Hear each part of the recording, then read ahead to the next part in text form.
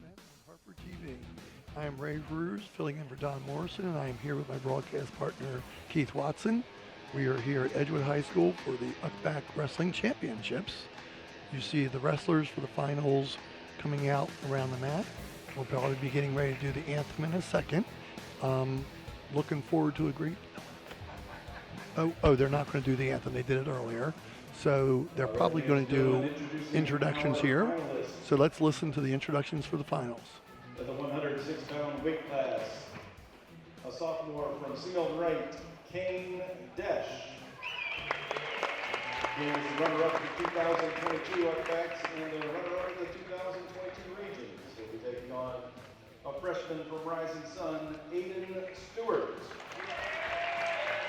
Aiden finished 8th at the 2023 War on the Shore at the 113-pound weight class.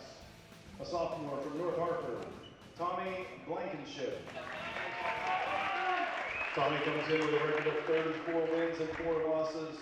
He was a champion at the Tomahawk Duels and a champion at the Kent Holiday Tournament. They'll be taking on Tyler Garvin, a junior from Rising Sun. Tyler comes in with a record of 41-0. He's a champ at the War on the Shore, and the 2022 106-pound state champion, and the 2023 Fargo national champ. At the 120-pound weight class, sophomore from Seafield Right, Mitchell Wynn. Mitchell finished 3rd at the UCBACs in 2022 and is the 2023 Warpath Invitational champion. He'll be taking on a sophomore from Rising Sun, Xavier Brown.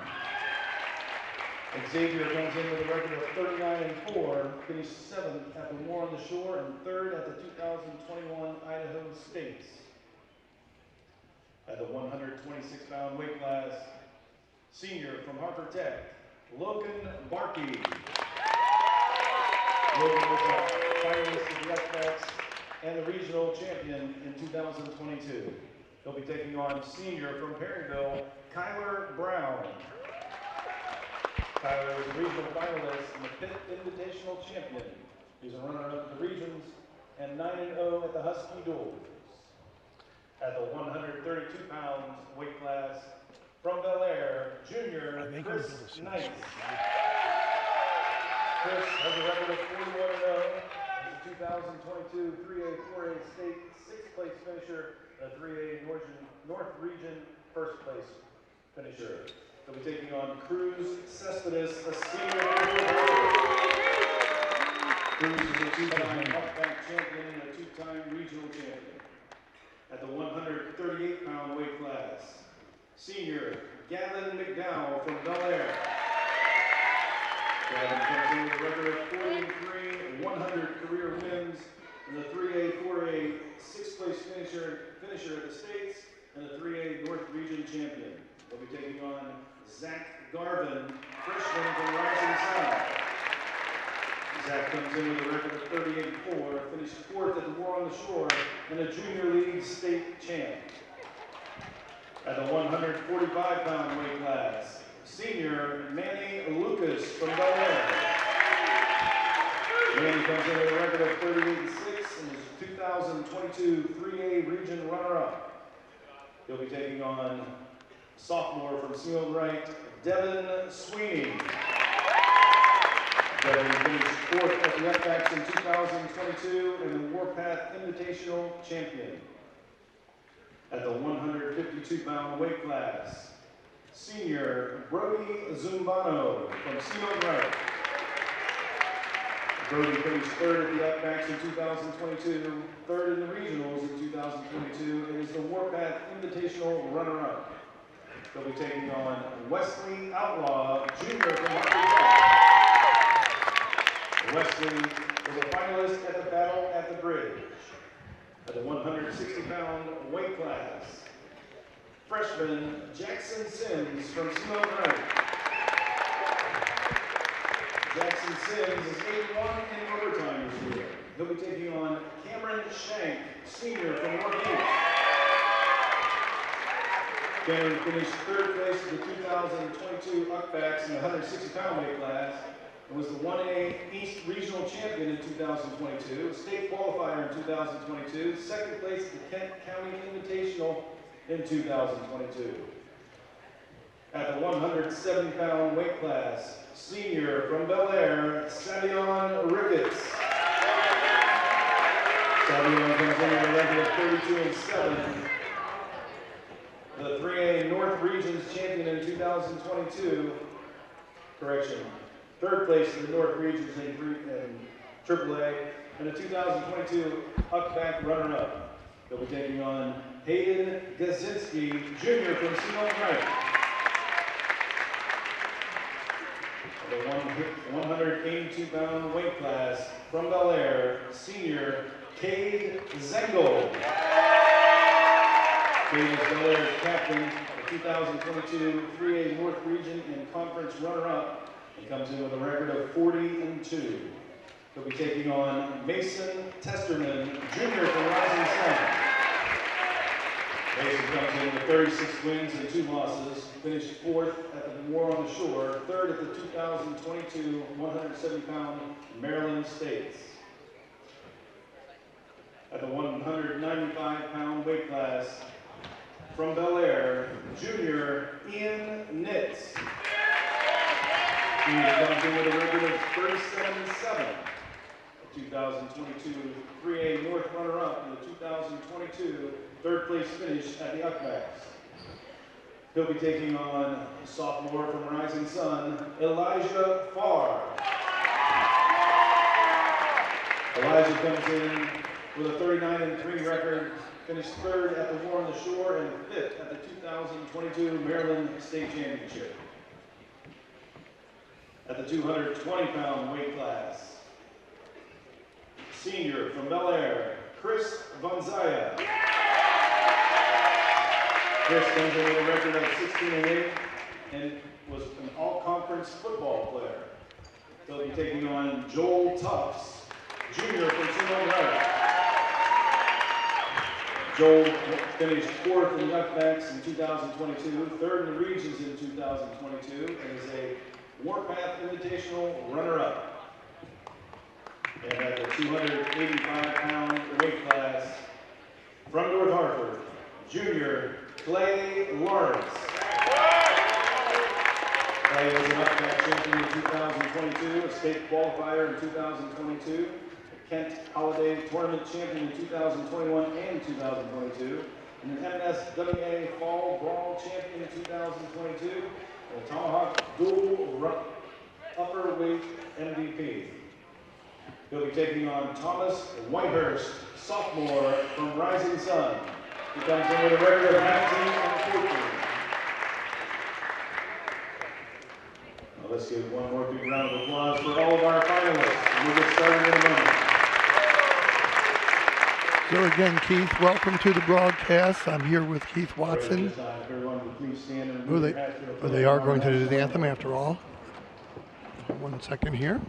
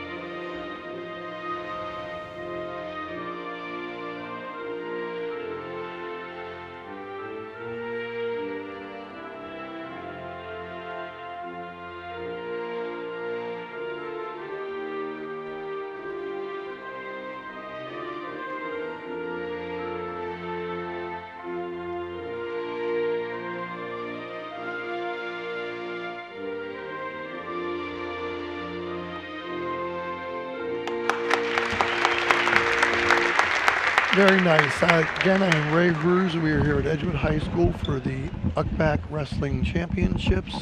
I'm here with Keith Watson in this first match, Keith. We have Kane Desch, sophomore from Sea Mountain Wright, versus Adam Stewart, a freshman from Rising Sun. Our final match, the 106-pound weight class from Sea Mountain Wright, Kane Desch versus Aiden Stewart from Rising Sun.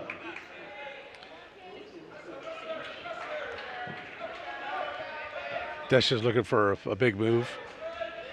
Front headlock, both go out of bounds.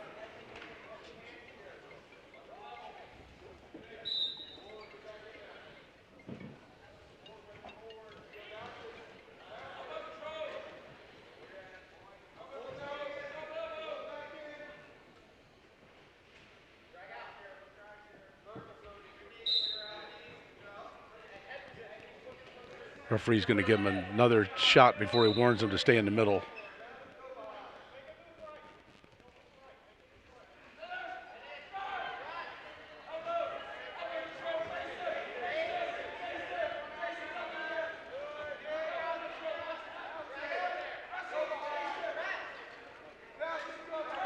Kane was the runner-up 2022 in the regionals, and he lost to Rising Sun wrestler last year in the finals of the UCBAC. He's in a sort of a spot that it's going to be tough to score from. Even though it looks like he's very aggressive, Stewart's got him neutralized by keeping that elbow, and he still doesn't have control. Nothing yet. 44 seconds left. There he gives him 2. As soon as he got that foot locked in the back, they awarded 2.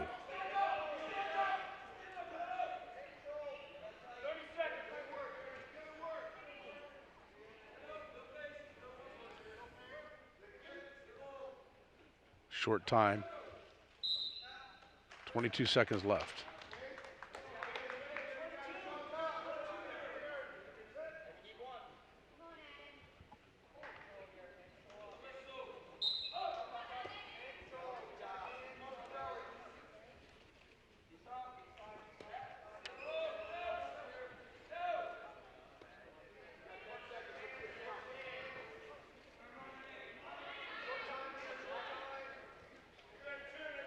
Trying to work a bar, reinforced arm bar, 2 seconds, not enough time to get it, turn it into points.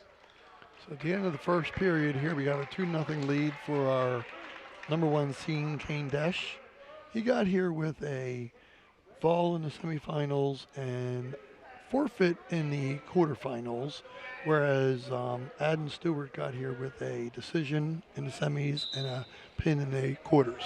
And it's interesting to note that the last time that they met, in fact, the only time they've met, Desch beat Stewart 14-8 during the season. So a 2-0 score at this point is a little surprising, but I bet there's going to be a bunch more scoring in the next period and a half.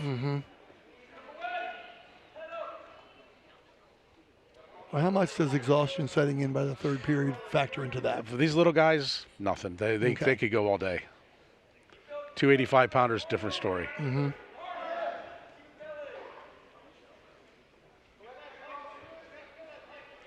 Stewart's going to have to build his base. But then again, Desch is only riding parallel, so he might get called for stalling if he doesn't start jumping sides.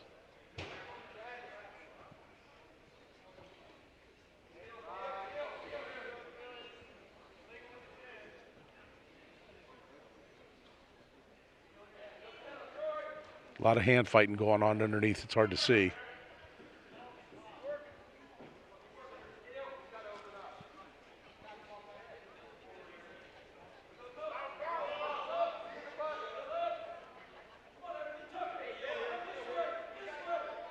Desch is doing a good job of keeping the knee in the nether region. So Kane keeping him flat. Is obviously the aggressor here, and you've seen these wrestlers before. Is this typical to his style? No. I wouldn't say it would have been a whole lot more open. Now, Stewart just got called for stalling, the bottom man. So it's going to force him to make something happen. But the way that Desch has his knees on the outside, it keeps the other guy's hips flat. It's hard to pull your knees up and try to escape. Right. So we're down to 10 seconds left in this period.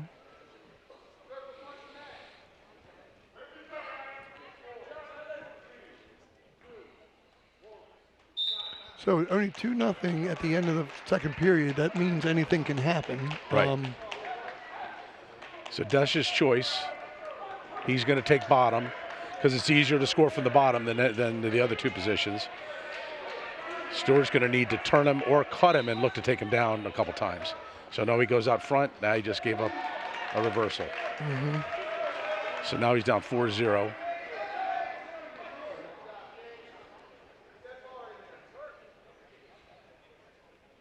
It looks to me like there's a little strength differential. The C. Milton Wright boy is a sophomore. The other one's a freshman.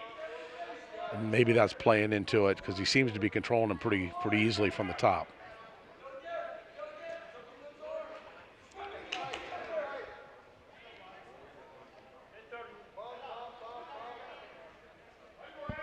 Yeah, they just showed the reversal there. That was pretty impressive for Kane.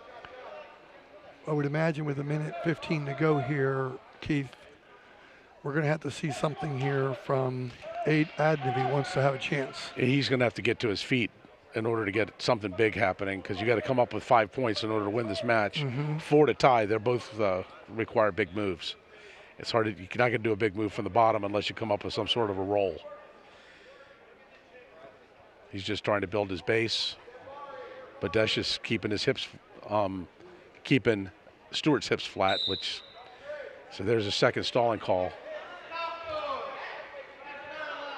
So that's one more point for Desh.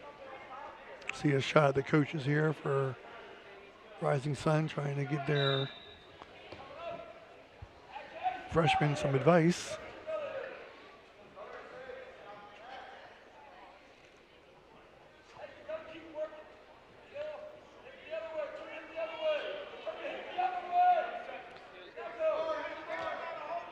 I'd say this is a pretty smart match wrestled by Desh, and referees are right on top of the action. Greg Sarabo is the primary, and he's not letting anything slide.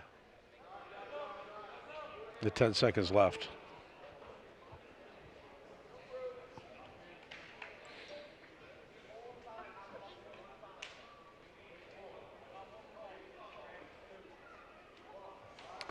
So it looks like we get a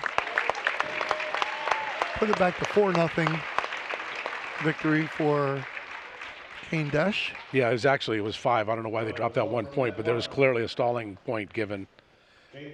But either way, there's no bonus points involved for the team scoring, and that team race it's a 4-horse race right now. So every little bit counts. Rising Sun needs all the help they can get. Yeah, I saw a lot of Bel Air, Rising Sun, and C. Milton Wright wrestlers introduced. Yeah, there's seven matches involving those three teams against each other. C. Milton Wright got off to a good start there. Now Tyler Garvin is a national champion. He's probably the most successful wrestler in this tournament, and maybe for the last year or two out of this county or this area. So he's wrestling against Tommy Blankenship, sophomore from North Hartford. He said his goal was to be a state champ this year. Well,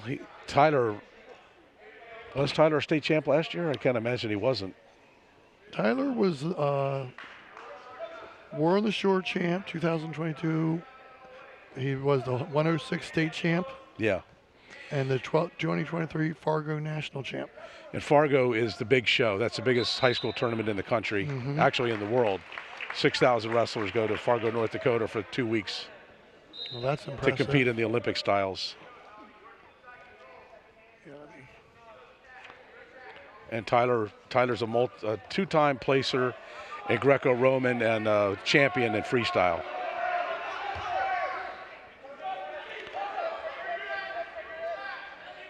He's got the North Hartford boy in a spot, but the action takes him out of bounds, so there's no score. So Tyler got here with a technical fall in the quarters and a pin in the semifinals, while Tommy got here with a pin in the quarters and a pin in the semifinals. And they did not wrestle during the season. The North Hartford wrestler was up a weight class, so they do not have a history. There's 2 for Garvin on a double leg takedown.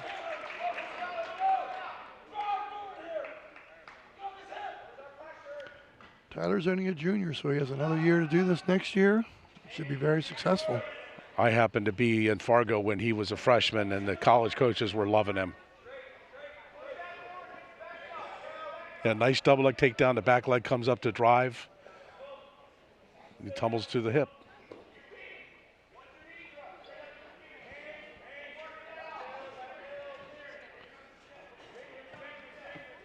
What the college coaches liked about Tyler is his coachability. He takes good instruction from the corner during the actions, always looking back to the corner.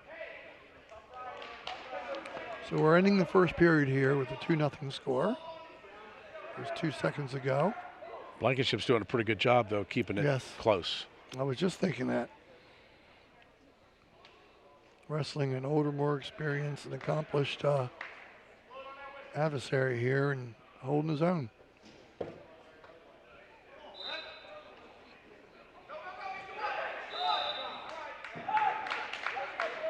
All right, end of the first period. 2-0 red, which is Tyler Garvin. Tyler gets choice on the coin flip. He takes bottom.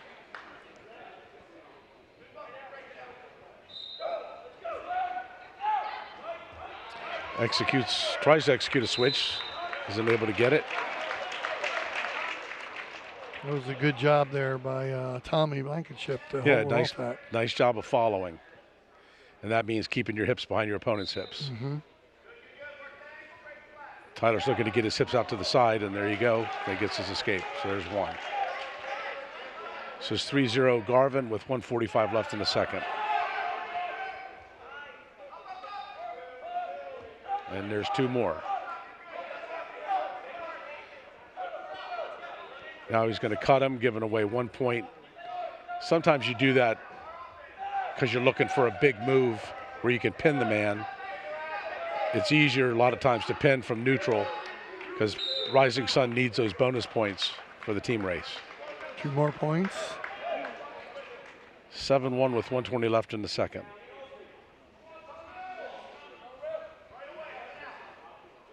Tyler's going to cut him, which is cut him free.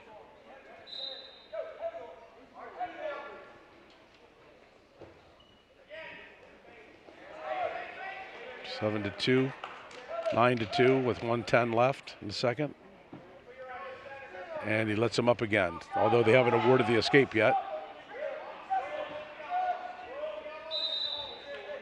They did allow it, they did award it on the going out of bounds. So it's 9-3 with a minute left in the second.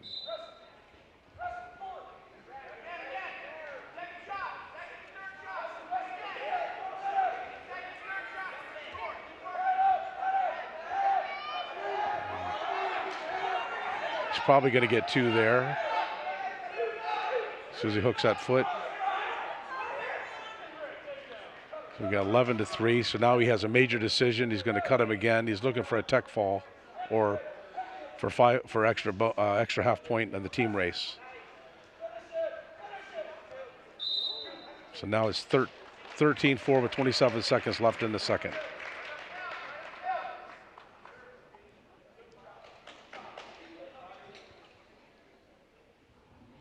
Rising Sun's not a big school, so it's really impressive that they have such a strong program here. Well, I think it's primarily because of their junior program. They have good high school coaches, but these kids, I mean, Tyler's probably been wrestling, let's say he's 17, he's probably been wrestling 10 years. Mm-hmm. Whereas a lot of schools, the kids don't start wrestling until they get to high school.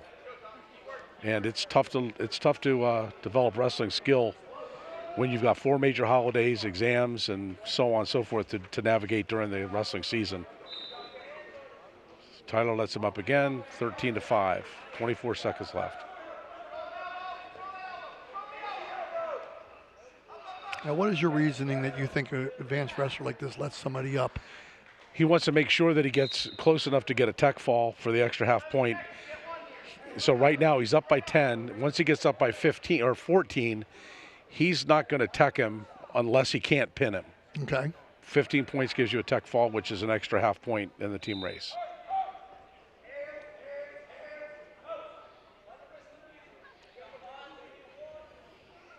Tyler has the kind of experience and skill to be able to make that kind of decision in the moment, I would imagine. Well, he's really good in the Olympic styles, which is fast and furious. There's a lot of throws, a lot of big moves, and his ability to throw somebody right to their back is he's looking for that opportunity. Mm-hmm.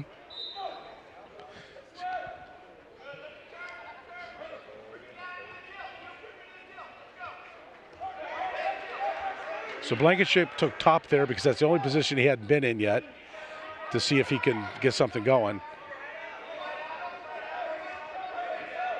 And he gets reversed. So 17-5. He'll let him up. 17-6 with a minute and a half left in the match. Oh, he just gave up a takedown. 17-8. He might be getting a little tired of the up and down. Catching a little wind.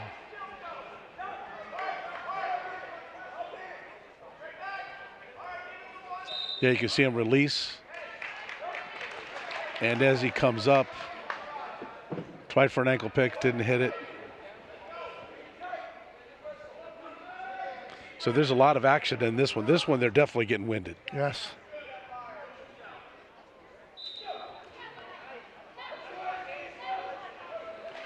There's an escape, so it's 18-8 with a minute and change left.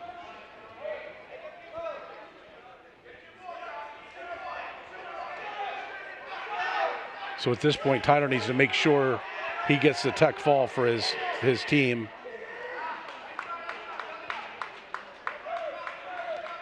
Two more points. 12-point lead.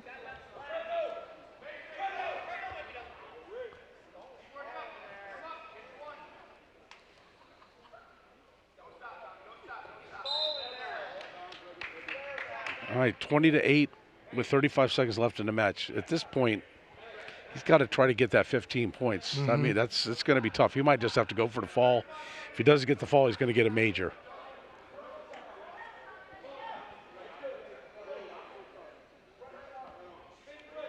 Explain to the viewers what the different points is between the major and the... In the tournament situation, you get bonus points if you have more than 8 points scoring differential. If you have, and that'll give you an extra point. If you have more than 15 points, it gives you a point and a half. If you get a pin or a fall, either one, that's the same thing really, then you wind up getting 2 points. And that's for the team race. So he's up to 13 now. He needs one more move. Can he do it in There 13 seconds? No, he still has control. Yeah, it's going to be tough. He just gave up one. 22-10. Yeah, it's going to be pretty much impossible at this point, but it's a decisive victory. He's doing this for his team.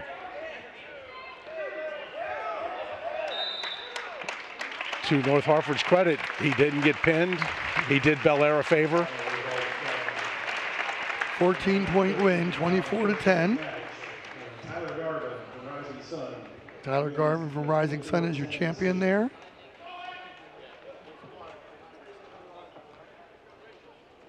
Looks like we're going to our third match here. Keith, we have team scores at this point. Bel Air is 225 points in first, Rising Sun 196, Seamelt Wright 182, and Hartford Tech 136.5. And now we have a Rising Sun wrestler, Xavier Brown, against a Seamelt Wright wrestler, Mitchell Wynn, which means somebody here is going to gain more points to close that gap up.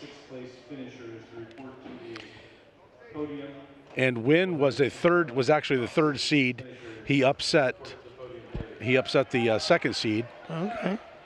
Along the way. Oh, big headlock. I think that's our only non-first or second seed that you said has made it to the finals. I believe so. All right, big headlock. He got two, then he got reversed, so it should be 2-2. Minute 20 left.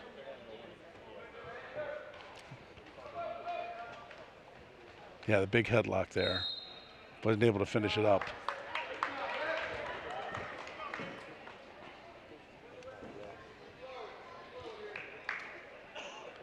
Okay, so they did not award the 2 on the headlock because Wynn came out of it so quickly and was able to come out on top. So Seamelt Wright's up 2-0. 1 minute left in the first period.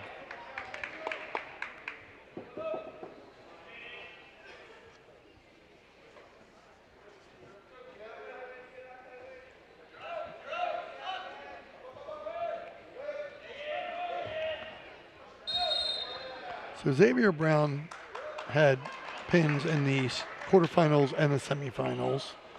And for Wynn here, he had a pin in the semis and a 2-1 decision in the quarterfinals. So a very close match there. And they met earlier in the year. I believe Brown beat Wynn 4-2. Mm-hmm. Well, He's up 2-0 here with 30 seconds left in the first. Now it's 2-1.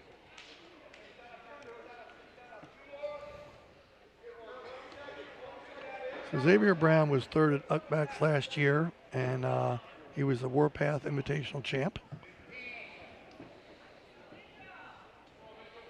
That was Mitchell Wynn, and so that was Mitchell Wynn, third at UCBAC last year. Xavier Brown is 39-4 this year, seventh at the War at the Shore, third at the 2021 Idaho States. He says he loves freestyle and Greco wrestling. So he must have transferred Yeah. during the year from Idaho. Mm-hmm.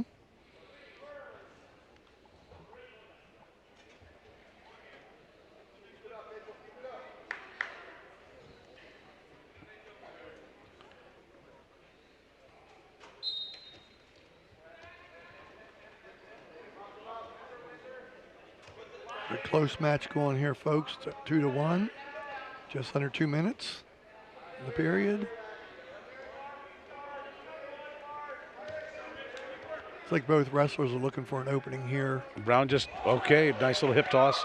Brown got his escape. He was standing at a whizzer in and tried to hip toss him, but it came out of bounds and no point scored. 1:38 left in the second. So now they're neutral. And we've seen Brown try 2 throws so far, so this could get really interesting as fatigue sets in with Wynn. He does look physically strong, the way he can throw like that. So he's working a Russian tie. Got to get his head on the other side. He's trying to pass it by, but Wynn fought it off.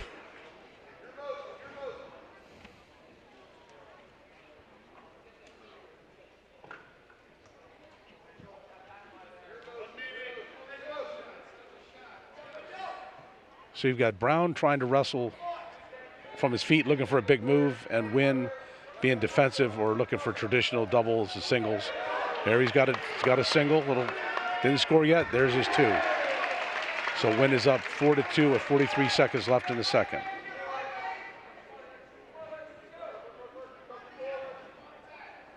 Like he was waiting for that opportunity for a while, Keith. Yeah, part of what happens when you wrestle up top is you leave your legs exposed, as you see. Brown was standing straight up, and he just swung around and basically did an outside single. All right, now we're neutral. Wynn let him up. 4-3 Wynn with 10 seconds left in the second.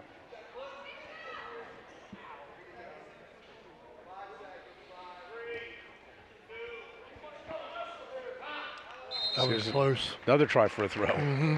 He needed a couple more seconds there. You know, you keep trying it until you get it. Mm-hmm. And that seems to be his philosophy. I think he got a bloody nose. Well, looks like they're giving us a 5-minute break for that.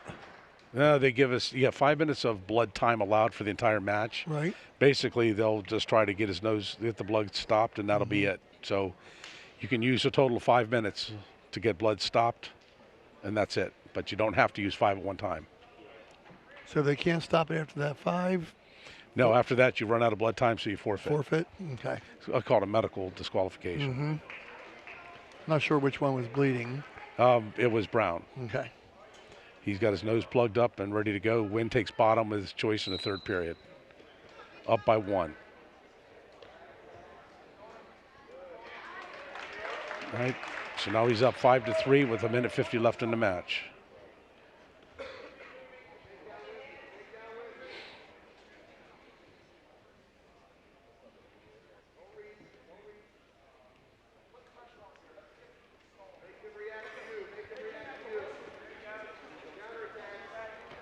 There he goes. Oh, he's got double underhooks. Can't do anything with him. Brown again looking for the throws, looking for a suplex. Now he's got the underhook, but his head's on the wrong side, so he can't do much with it. Wynn almost got around that time too. Brown did a good job holding him off. He had two real different styles. One more conventional, one more little fast and furious. Got that rush in again. Wynn is called for stalling. 1 point for, there he goes to that hip toss. But he didn't get it. He gets turned over. He gives up 2. Wow. So you have 1 for the stalling going to Wynn, and then 2 more for the throw.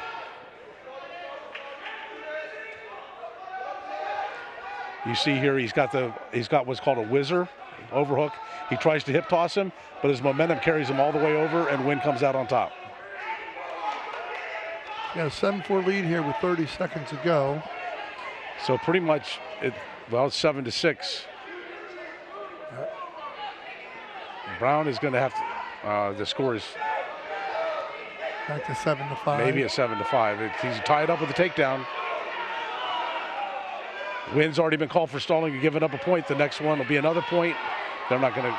I don't know if the referee's going to call him for stalling because he's got control of the wrist. No. Oh, they're going to look at the clock here. I think they're going to have a conversation about this. Yes. See Mountain Right coach wanting to say the time was up. 2. Oh, tie ball game. Tie ball game. We're going overtime. So 1 minute, sudden death. First person to score wins. If there's a takedown and the criteria, then the person executing the takedown will have a chance to pin his man. If it's just a regular takedown, that'll be the end of the match. See who the aggressor is here.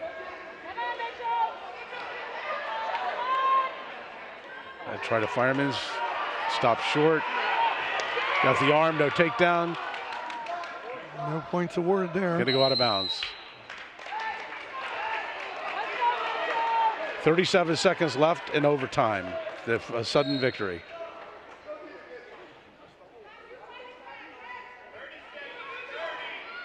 Brown's working the head. Look, he got that over. Oh, got slid by. Nice slide by Wynn to win it overtime 9-7. Very, very even match there, Keith. A lot of action, a lot of fun. That's see the winning move here. so you see where he's got that. Yeah, he had an overhook and he just sort of shrugged it forward, and that's the end of it. Wynn seemed to be a little bit quicker in those moments. I don't know if you used the term slippery in wrestling, but Well, they get sweaty, so they do get slippery, especially into the 7th minute of the match. right, he just seemed like he had more escapability. We seemed to had more of a wide base, and was the throws weren't working. So we're coming to our 126 class here, pound class, and we have Hartford Tech's Logan Barkey, a senior. He was a finalist and regional champ in 2020, UCBAC finalist and a regional champ. He's a cybersecurity student with a 4.4 GPA, and he's going to wrestle at York College next year. We have Perryville's Kyler Brown, regional finalist. He was a PIT Invitational champion, regional runner-up last year, and 9-0 at the Husky Duels. Plans to attend Rowan College at South Jersey next year. And Rowan is a 4-year school that's used to be a junior college. It was one of the best junior college wrestling in the country. Looks like they're doing the awards for the first weight class that we did today, the 106 pound. Kane Desch on the top there, the podium.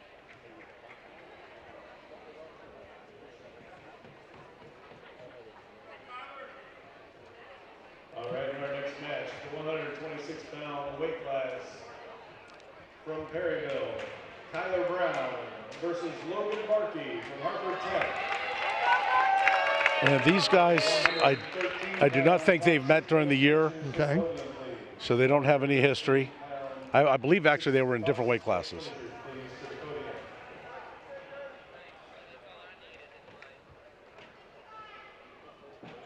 In fact, I'm sure they are because the.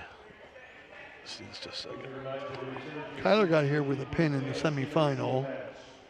And the state rankings, Brown is seated number one. I'm sorry, was seated number one in the tournament, but the state rankings have him honorable mention because he was a different weight class. Oh, okay. Whereas Barkey is ranked 17th in the state at 126.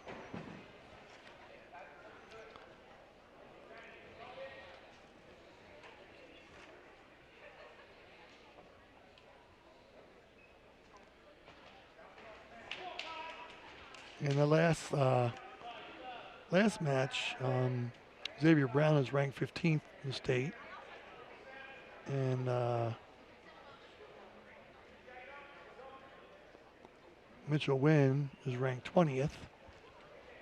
In the first weight class we had here, I see that Kane Desch was ranked number 8th in the state, and Adder Stewart was ranked 12th, but Tyler Garvin's ranked number 1 in the state. And Mr. Blankenship was ranked number 16. And Garvin, I think, was ranked 10th in the country also. Wow.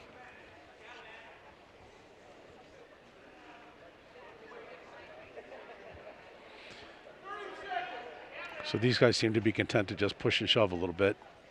Nobody's willing to open up yet. So Logan Barkey got here with a pin in the semifinals and a 13-1 victory in the quarterfinals. 10 seconds left. Not a lot of action. No. Just feeling each other out. Mm-hmm.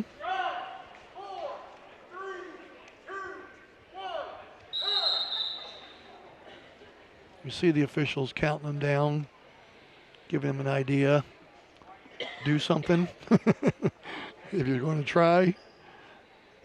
Our primary official in this match, Travis Vollmer, was a Harford County runner-up for Joppatown back in the mid-90s. Wow. He's one of the better referees in the state.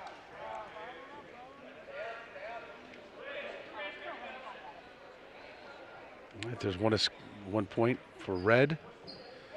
1-0 with 1:46 left.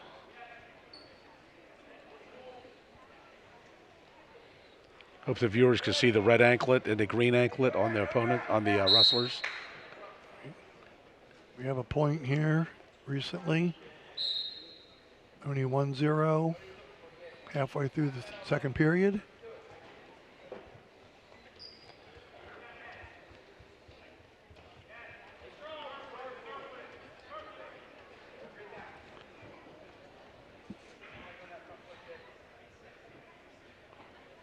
So it is possible the referees could hit both these guys for stalling because they're not really trying to execute. They're just pushing and shoving.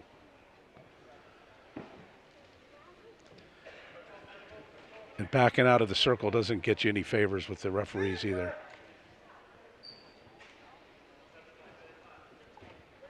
There's your warning for red.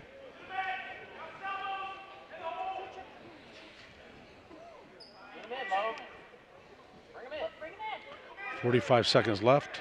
Second period. 1-0. It's our first Perryville wrestler we've seen in the finals.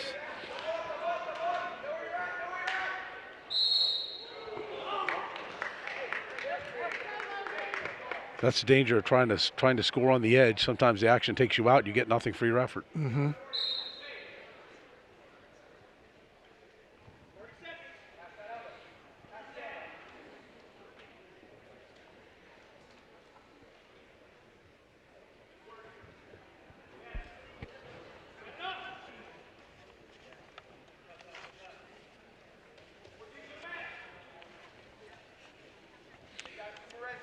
End of the second period coming up. 5 seconds. Brown winning 1-0. Going to the third period. So, Keith, you gave me some good data here. They're in the UCBAC history. Bel Air has won 5 times, Seamount Wright 1, and Rising Sun 1. And then when we look at our county's history, my gosh, Aberdeen 17 championships, Hartford Tech 5, Falston 1, Edgewood 1. A lot of results from the Dick Slutsky era of Aberdeen. Yeah, he developed a juggernaut over there at Aberdeen, and it was, I mean, I was coaching at Bel Air when Dick stepped down, and it was, as much as I really had literally loved Dick Slutsky, it was a breath of fresh air to feel like he actually had a chance now. Yeah, what a wrestling family with him and his sons. And the whole town. The town basically genuflected when he walked down the street. Yes. Okay, so here we go. Brown is up by 1. Minute 20 left in the third, and on top and controlling his opponent pretty easily. Bottom man's got to build his base, look for some hand control. Now the top man just almost had what's called a chicken wing, which is an illegal move and would cost him a point. But he pulled it back just in time.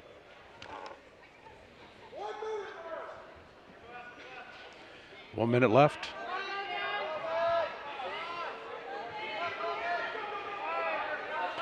Bottom man's got to get that hip off of his hand off the hip. There you go. Now we got tie ball game, 45 seconds left.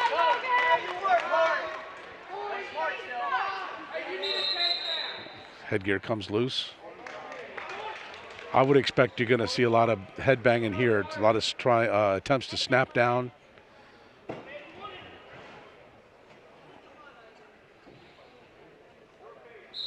That's called a Granby roll. Granby rolled right out of it, and Brown was unable to follow. 30 seconds left here to see if somebody can make something happen, or we may have another extra period.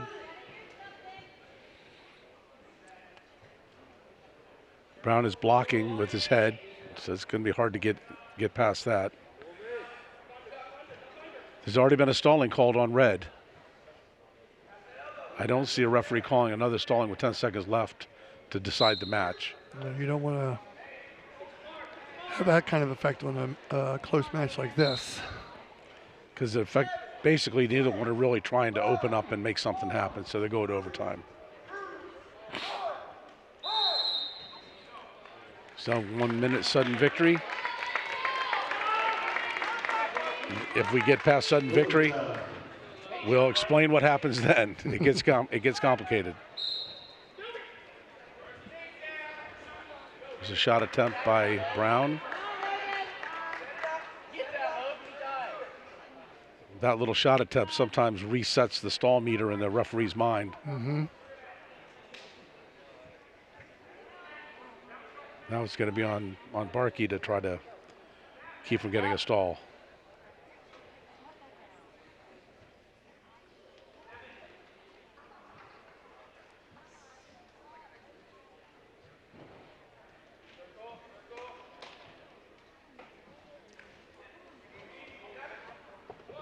Barkey's got double overhooks. He could possibly work a throw from there. And out of bounds. 16 seconds left in sudden victory.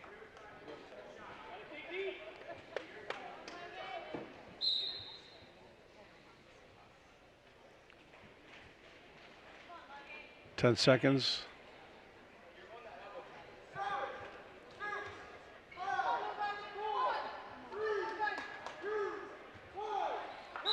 Okay, so now the coin flip for the first tiebreaker. I'm sorry, the first ride-out period. So he's going to. Brown is going to take bottom. If he escapes, they continue to wrestle. If Barkey rides him out, then they'll go to another period with the opposite positions. But he gets 1 point.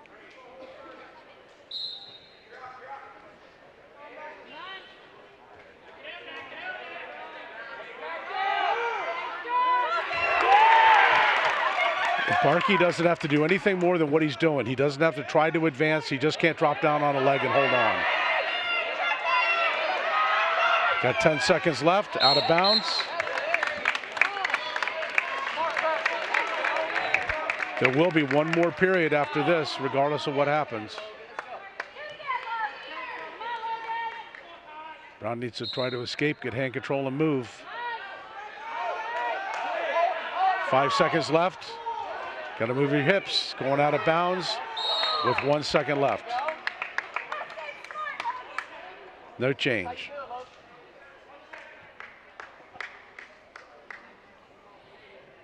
Got a lot of energy being expended here. I tell you what, they're whipped. Yeah. All right, now we'll switch positions.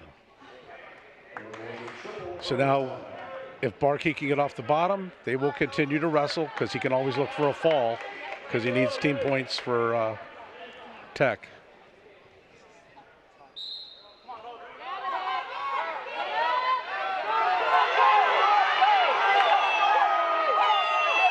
It looks like he's coming out. Oh! 15 seconds left.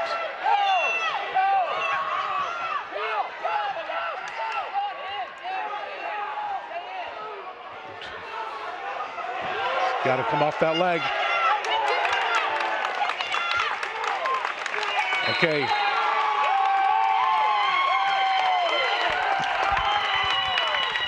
It's interesting that that was called that way because we had a discussion about it prior to the tournament today.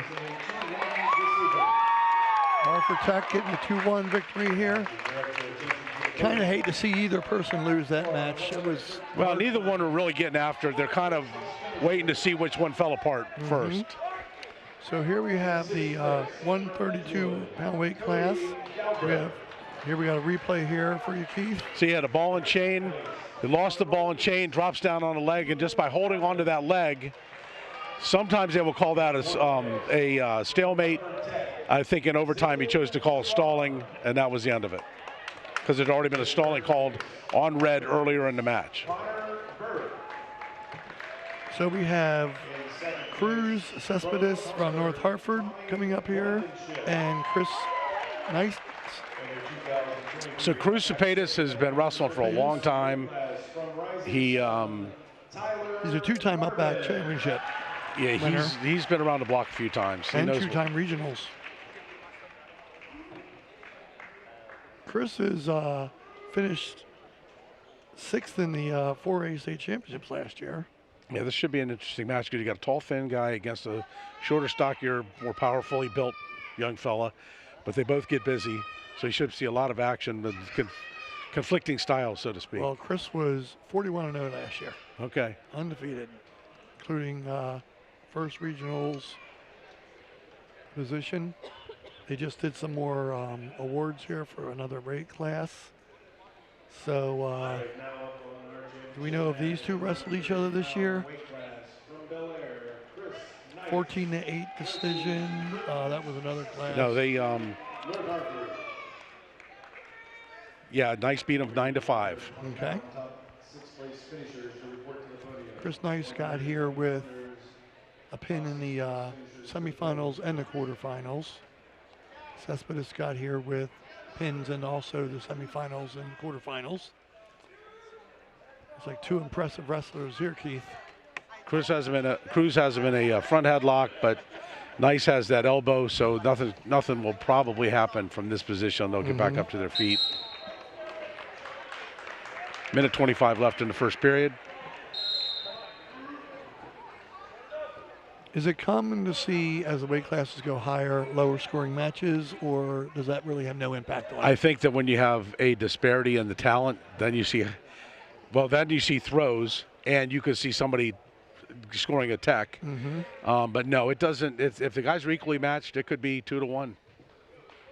It's not uncommon, especially with the big guys, the real big guys. You know, the 285s, they tend not to be as mobile. I know you were a successful wrestler, Keith, and you had to wrestle against, I think you said George Navarre. Yes. State champion. Yeah, George was shorter and heavier. I was 6'3", he was about 5'10". He was 240, I was 205. I got him once, he got me once. It's hard to give up a 35-pound weight. You know what? It's actually just the opposite. My first opponent, I was 205. He was 340 because there was no weight limit. And basically, he fell down. I jumped on him, and because 340-pound 16-year-old kid is not very agile. Right. So we got what you don't want are two 205-pound guys going after it when one guy's got experience and the other one doesn't. That was my downfall. I had no experience. So we have a 2-0 lead here. Looks like for Bel Air, Chris Nice.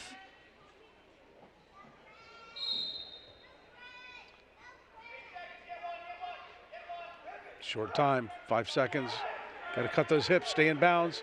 Okay, so now Nice has been warned for stalling because roughly you have 5-6 seconds to, once the man that's in control gets to his feet with his opponent, he's got 5 or 6 seconds to get him back down to the mat. We're going to call stalling.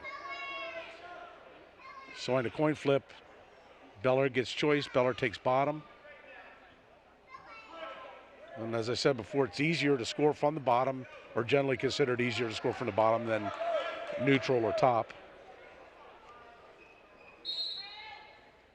And he pops right up. He's got good hand control. He's going to move his hips out to the right, and there you go. 3-0.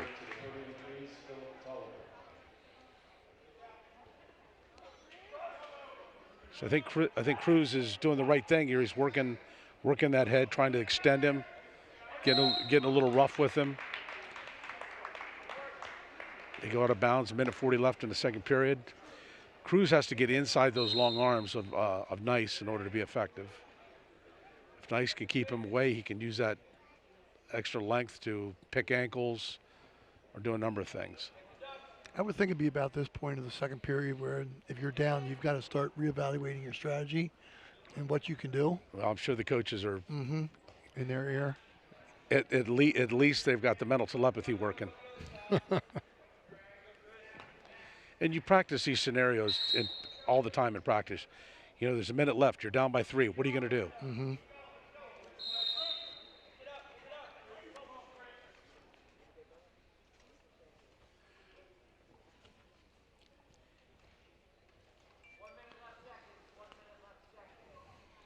1 minute left, second period. Cruz has got to get inside those arms. And a slide by attempt by Nice.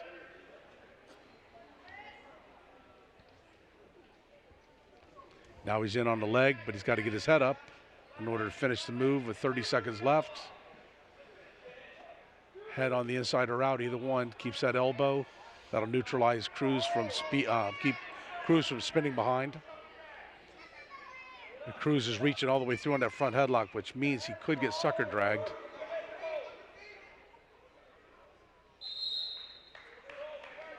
Stalemate, 18 seconds left in the second period.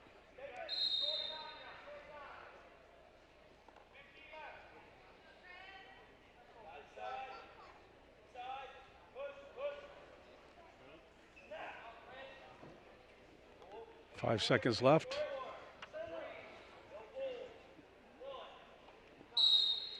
All right, North Hartford's choice. Cepedas chooses neutral. Close up here with North Hartford staff.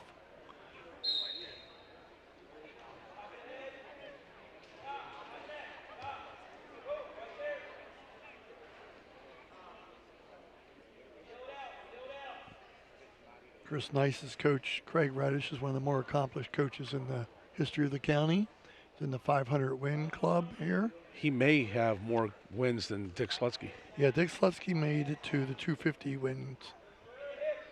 Now, to Dick Slutsky's defense, there was probably less matches back then. Yeah, the number of matches wrestled have pretty much doubled since the late 80s. You also have Ryan Artest, Patterson Mill in the 400 Cruz coaching wing. in on a double. Nice has got the whizzer and could wind up out of bounds and nobody gets anything. Yep, no score. 1:09 left. Ryan Arist was wrestled for Seamount Wright in high school, and when I first started coaching, I believe Ryan won Hartford County's a couple times at 189 pounds. All right, there's Cruz. Cruz takes him down. He's got him close to near fall points. So he's got him. It's winning 3. I'm sorry, Cruz is losing by 1, 3-2. Going to let him up with 50 seconds left. There's a stalling on red, 1 point. Tie ball game with 44 seconds left. Nice little slide by and turned into a cow catcher.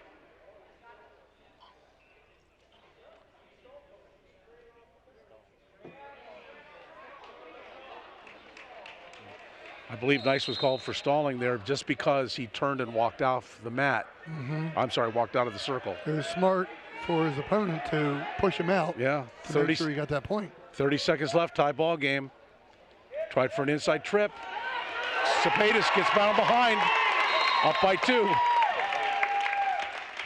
What a turnaround. 5-3 Cepetis with 25 seconds left.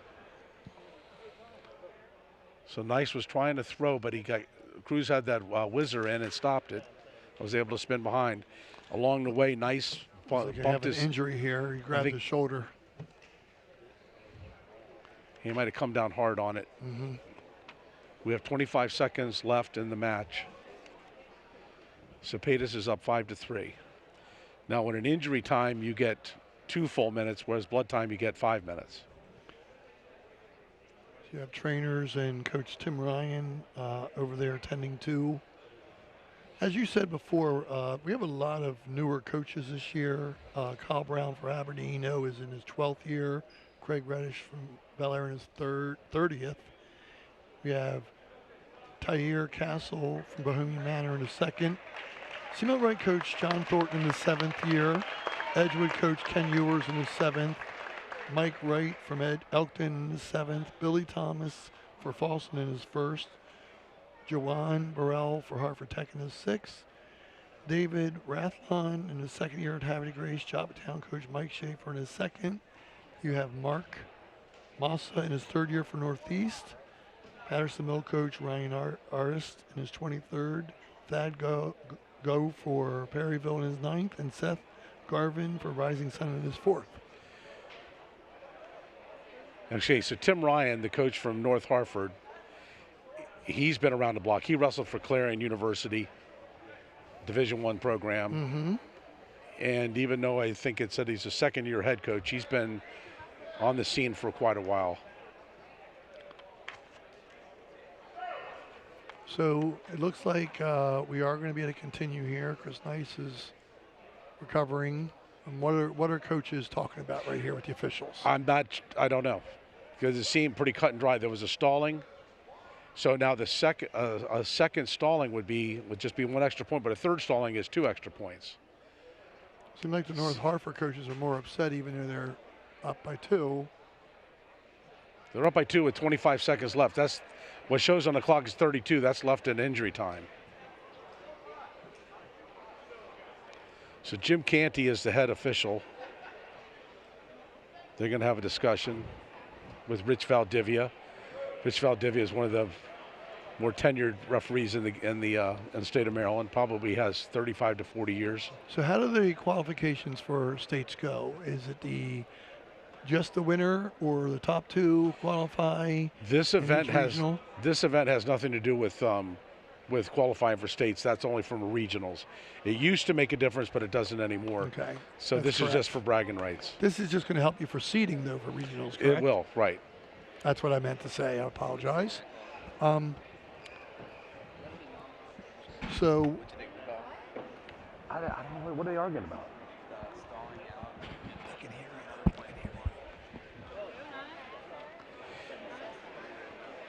So he's. Is there okay, is there a way you can challenge a call? You could challenge, but you can't challenge formally. You can challenge until the referee's tired of hearing you challenge. Okay. And then he'll tell you to sit down.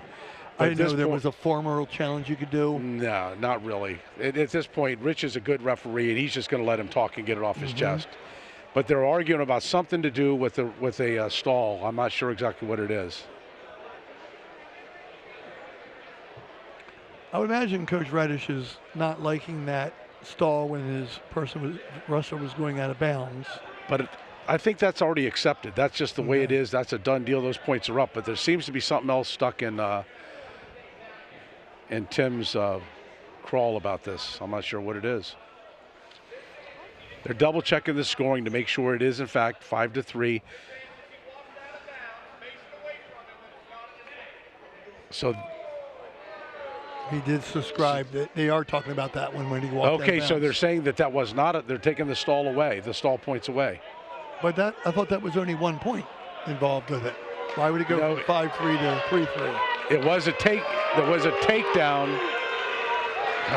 It's going to be confusing. That's back to 4-3. All right, so we're at 3-3 with 47 seconds left.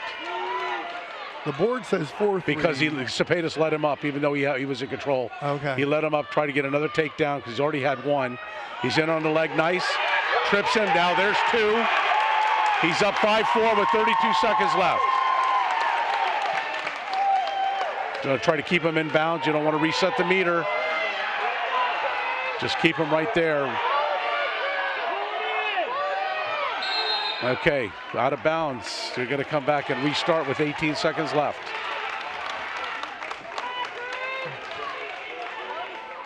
Yeah, nice double leg takedown. Able to capture the far arm before he builds his base. There's a Granby attempt. Cruz followed nicely. Another Granby, another follow. Trying to get a switch out of that. 9 seconds left, they're out of bounds.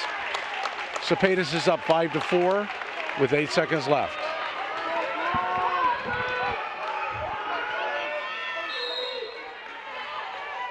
There's another half Granby attempt. That's the match. Cruz Cepedas wins 5-4 for North Hartford.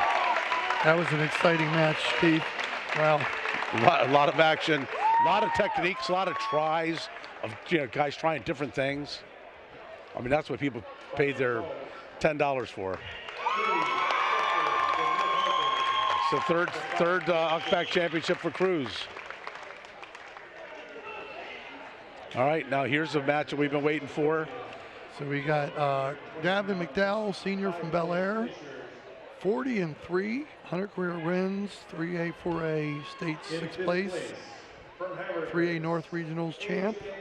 He's going to wrestle at Cooker College, wrestling against Zach Garvin, freshman, 38-4, 4th at the War at the Shore, Junior League state champ. But Garvin beat McDowell in the year 4-0. Wow. So you got a freshman beating a senior. You don't see that happen many times, impressive. especially in the middleweight. From Seamuck Right, Mitchell Wynn.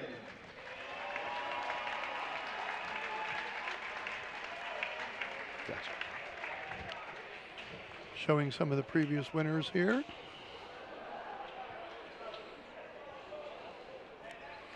Nice. Okay, after that match, we have Bel Air up 225, Rising Sun 196, Seamount Right 186, Hartford Tech 139.5, North Hartford 135.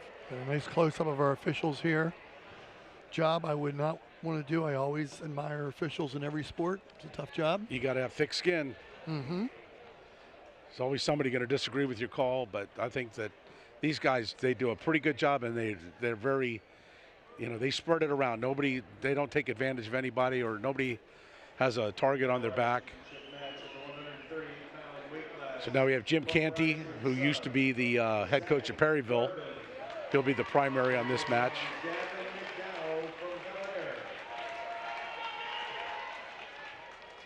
So last time a low-scoring 4-0 victory in this matchup. Let's see if we have a low-scoring close match again. I remember Garvin from his junior league days. He's very sort of vanilla chocolate and strawberry. He does things by the numbers, very technically sound. He's not going to get too carried away looking for big moves. McDowell is a little bit more, I should say, less predictable.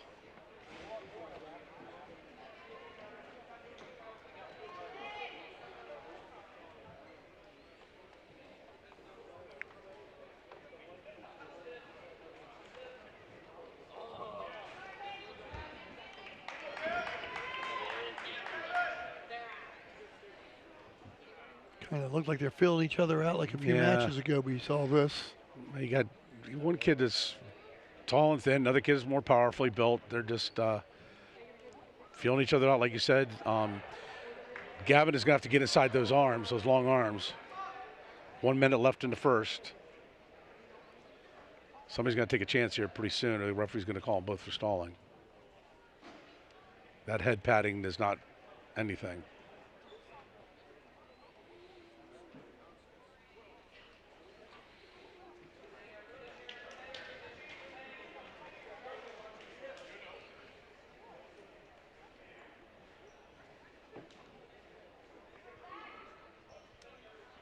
.30 seconds left in the first period. No score. Hand control collar tie by McDowell. Just sort of resting. Looks to me like McDowell would like to be on the mat versus neutral.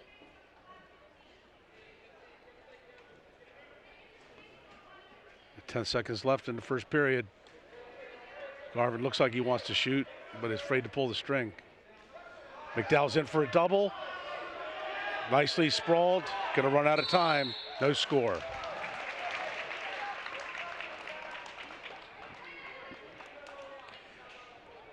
McDowell gets choice, second period, takes neutral. So now we're right back to where we were before, although coming off of that nice shot attempt, maybe he'll be more willing to pull. I imagine the officials want more action here pretty soon, like you said, before Right. some warnings come.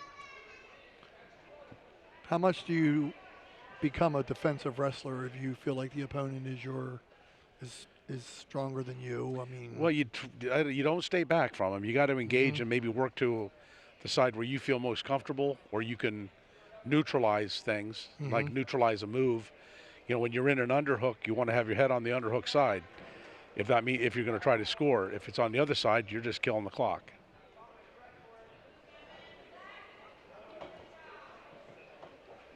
Looks like a replay of period one. yeah. Somebody needs to be the aggressor here soon.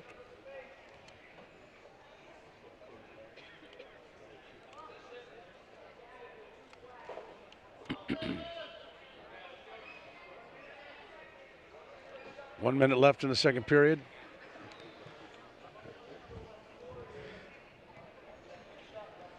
So Garvin's going to get choice in the third period. More than likely, he's going to take bottom.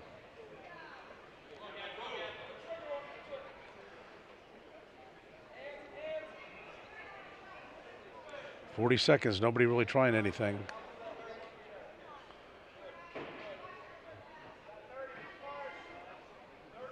Dal looks like he wants to shoot, but he's just not willing to do it. 25 seconds left in the second period. 0-0 score.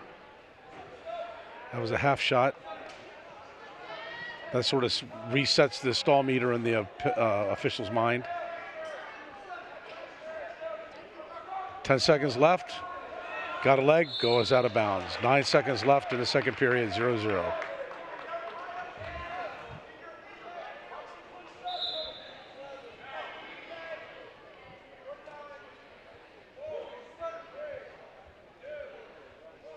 All right, third period, no score. Rising Sun gets choice. Garvin takes bottom. And McDowell's going to let him up. So McDowell is down by 1. Start of the third period.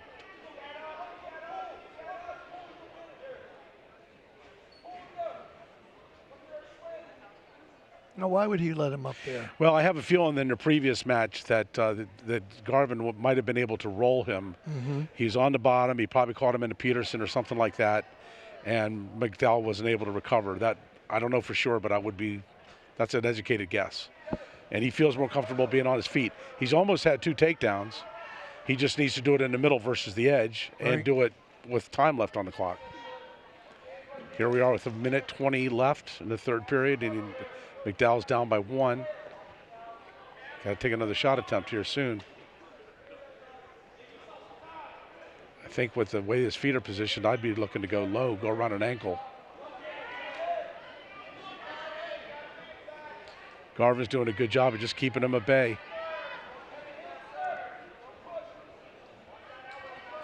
Neither man has been called for stalling yet. I have a feeling the referee's going to call somebody to force the action. If you warn both men for stalling, then the next stalling is a point, so that gets everybody busy. Are you a little surprised they haven't done that yet? I am. McDowell's got a couple of half shots under his belt. All right, 30 seconds left. Garvin is up by 1. No stallings. He really doesn't have to do a whole lot. Just do what he's been doing. Make sure he doesn't get taken down. Here comes another half shot. Blocked nicely by Garvin. 15 seconds left.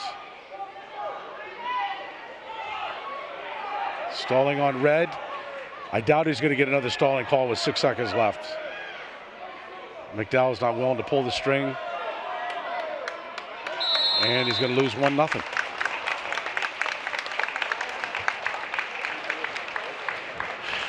I feel like they were both afraid to get busy. I mean, Right. McDowell kind of put him in a position by taking neutral second period where Garvin didn't have to do anything because he knew he would have choice in the third, and it's easier to score from the bottom.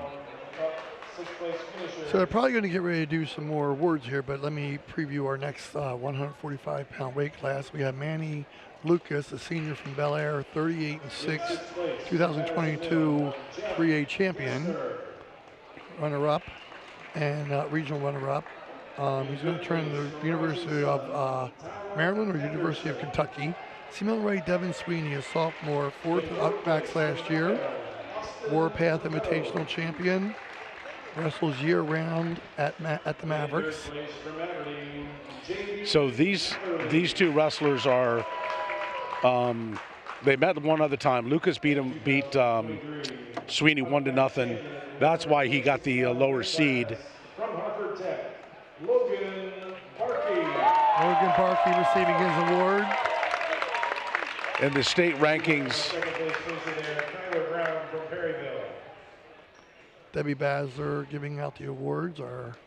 in the state rankings, the ranking official has Lucas, the number 1 seed, as honorable mention, and Sweeney, the number 2 seed, as number 21, probably based on how they placed it or won other tournaments.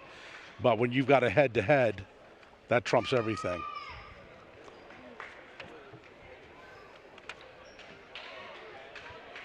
So you say these two wrestled 1-0 at one point this year, huh? Yes, earlier this, probably in a dual meet.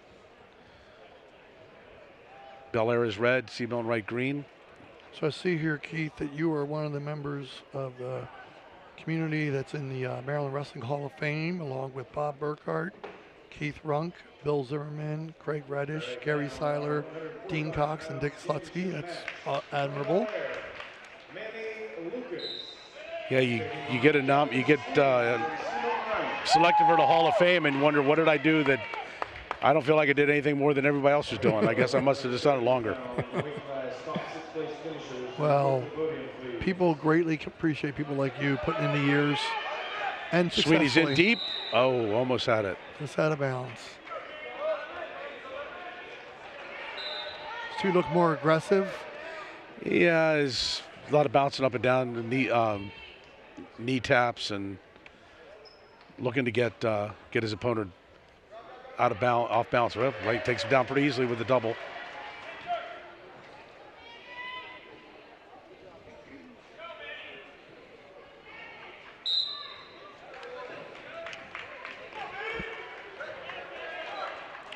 So Devin here comes a replay here. So you see Sweeney, a couple of fakes that gets Lucas to rise up and opens up for the double leg takedown. So Lucas is on the bottom. He was brought to his hips pretty easily on the whistle. Now we're talking a tilt. He rolled through it. Andy Lucas got here with pins in the semifinals and the quarterfinals. Now Lucas has him in an odd position there. He's inside the leg. No, he's not. He's outside the leg. All right, well, he lost it anyways. Doesn't matter. Devin Sweeney got here with a technical fall in the semifinals and a pin in the quarterfinals. And you see Lucas with good hand control, trying to switch. Sweeney, I think, just might have a little more horsepower because he stopped that switch pretty easily. Now he's trying to wrist roll for points, not working. You can tell these guys are both well coached. looking for hand control. If you don't control the man's hand, that man's hand controls you. So he goes right to that hand again, try to break that, try to get it off his wrist. I have a feeling Sweeney's got a crazy grip strength. Finish the first period here, 2-0 Sweeney.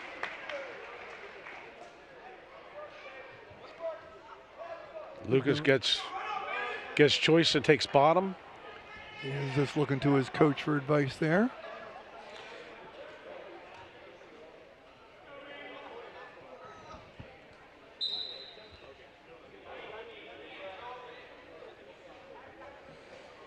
See the officials kind of walking in a circular pattern often, get different views and angles.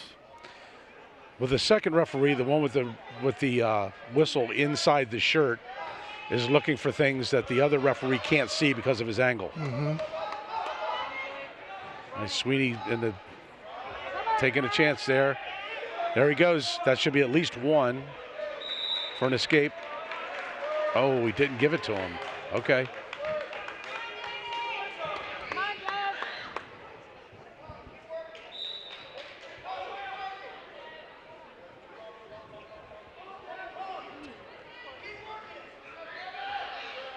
Sweeney's up 2-0 with 1:20 left in the second.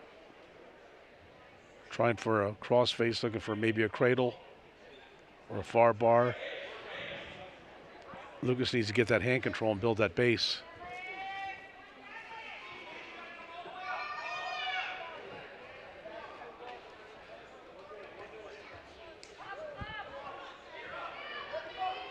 Sweeney's controlling him pretty easily with one arm. Yeah, he's strong. You get those tall, thin guys that have crazy tensile strength. He's definitely the aggressor here, but you got to give Lucas is doing a nice job. Credit here. He's holding him off. He's got to get some weight on him. Get some weight on him. Work that whizzer. Lift him up around the waist versus letting him lay on your leg. 30 seconds left. All right, there's one for Lucas. 2-1, 30 seconds left in the second.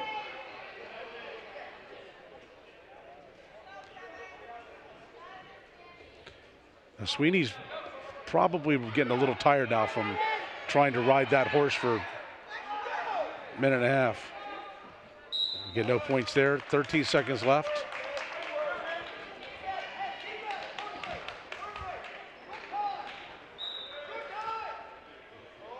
So how much of a strategy is that, Keith, to make the other person work in a close match? Is it one? I don't think he's making him work. I think he just had to work because Lucas was moving. Lucas was working hard to get off the bottom. Sweeney he's got long limbs and he's probably got great strength in his hands. And so Lucas had to work. So now Sweeney gets bottom. 2 minutes left. Lucas mounts up. Whistle blows and we go for a switch. Without hand control, that rarely works. And it looks like Sweeney might be running out of gas a little bit. Yeah, that's what I was thinking. He seems to have expended a lot of energy in the first two periods. But now Lucas is going to be in the same boat. Okay, so Sweeney gets an escape up 3-1, minute 40 left in the third.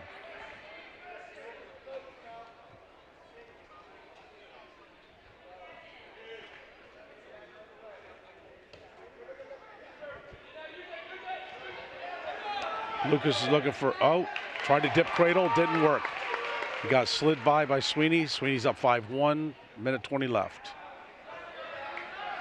Now we're neutral, 5-2 Sweeney. Seemed like he deliberately let him out of that to... Yeah, he delivered or just didn't put much effort in to hold on to him. Okay, now there's another, he lost it. Going for a headlock. Lucas 5-4. 5-4, gave up an escape, 4-6 with 57 seconds left. They're both dog tired. There's an easy takedown. 8-4 Sweeney with 50 seconds left. Yeah, they're running out of gas, both of them. It's been a long day, wrestled a couple matches. Yeah. At least it's not real hot in this gym. Good hand control by Lucas. Got him up to his feet, got to work his hips free. Don't reach back. 30 seconds. Sweeney's riding him out. And to sort of let him go. Okay. 20 seconds left. Sweeney's up by 3. Lucas has got to look for something big. 10 seconds.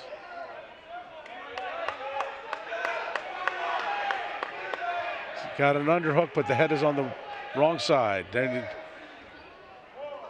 you go. End of the match. Seamelt Wright Sweeney wins 8-5 over Lucas from Bel Air.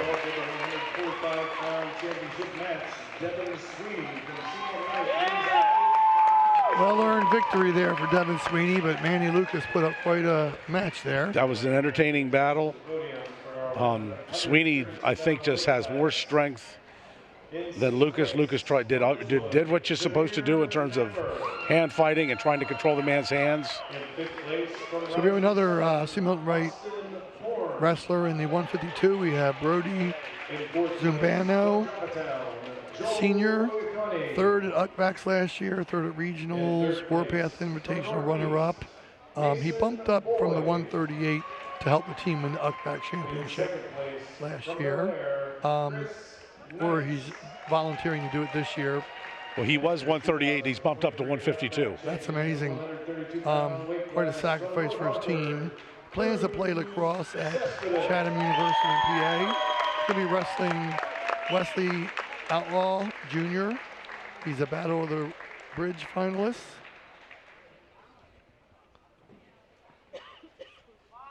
Yeah, Wesley's. I know Wesley from Junior League. He's a tough kid. He's got long limbs, hard to get inside. He pinned his opponent in first round of the semifinals pretty quickly, and also pinned his opponent in the quarterfinals in the first round. Brody is coming in with a decision in the semis and a technical fall in the quarters. So Zambrano is ranked number 9 at 138, even though he's up 2 weight classes. Comes up to help the team. How difficult it is that to go up 2 weight classes? You know, in middle weights, it's more difficult. I always think back to, when I wrestled, anything over 185 up to 500, you wrestled. So you think, okay, well, he's giving up 17 pounds, not a big deal. Yeah, it is, but it isn't. Well, either you're good or you're not. But I would think that what you lack in weight, you gain in speed more often if you're... Sometimes, but I think that in this particular case, these guys are probably very similar in strength, similar speed. You've got a limb difference. Outlaw's got long arms, long legs. I wouldn't be surprised for Sobrano to come out on top, though. Nothing against Wesley. It's just that I think he's probably a very good wrestler and thought that he could be successful at this weight. Otherwise, they would have done it.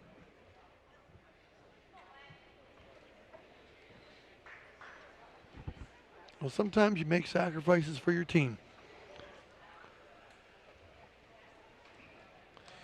The head coach is Steve Milton, coached with me for 8 years at John Carroll, and he knows how to play this game to try to put guys in where they can be successful and help the team. Some guys you wouldn't dare bump them up 2 weight classes, just they couldn't mentally handle it. Well, you get people to do this in other sports in terms of switching positions for their team. I just got done the swim championships, and I know 10 or 12 swimmers in the county that swam not their best events for the team. Right. Now, you may have a different strategy for this young man when you go to regionals and states. Do you put him back in his weight class because he could probably go far? Well, in this case, because you can have a completely different lineup going into your regions.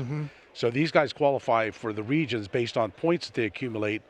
It doesn't matter what weight class. You could be in 5 different weight classes. You accumulate points, they go towards you getting into the regions. Once you get into the regions, you have to stay at that weight for the region, and also if you qualify for states, you're at the same weight. So this young fellow might be back at 138 for the states, or for regions of states. Must have had another blood timeout there. Somebody we got nicked up a little bit, cleaning the mat.